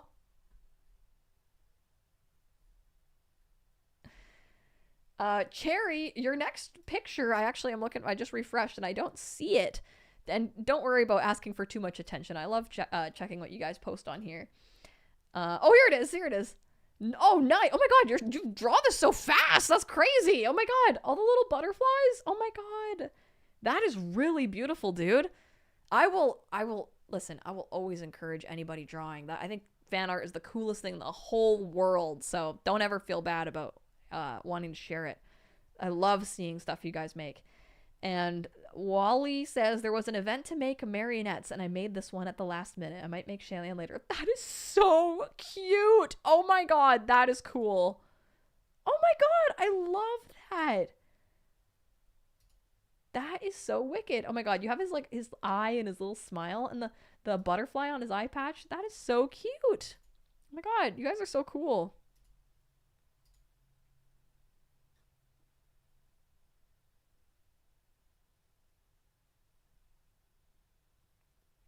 Ray is drawing. Did you see? We looked at your Titanic one.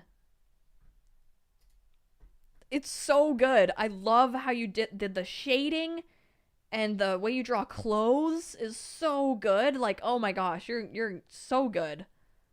This is awesome. Case file art is just the best. Thank you so much for sharing that. You're really, really talented artist. Kate says, we love Jai Jai Chung! Oh, hell yeah.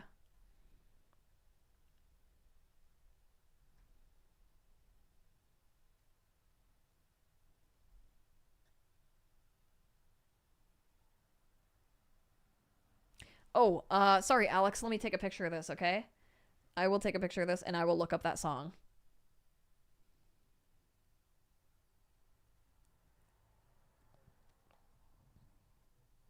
Oh, my dad just tried calling me.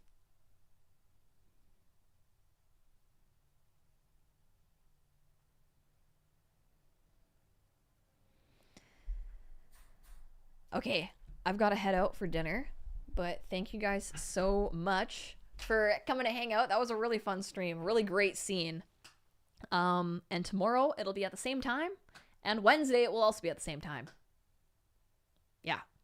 Yeah, we just might have to end a little bit earlier, but thank you guys so much for hanging out, and I appreciate all the good vibes and just how much fun it is to chat with everyone during these streams. So thank you guys. I love hanging out with you, and I will see you guys right at 5.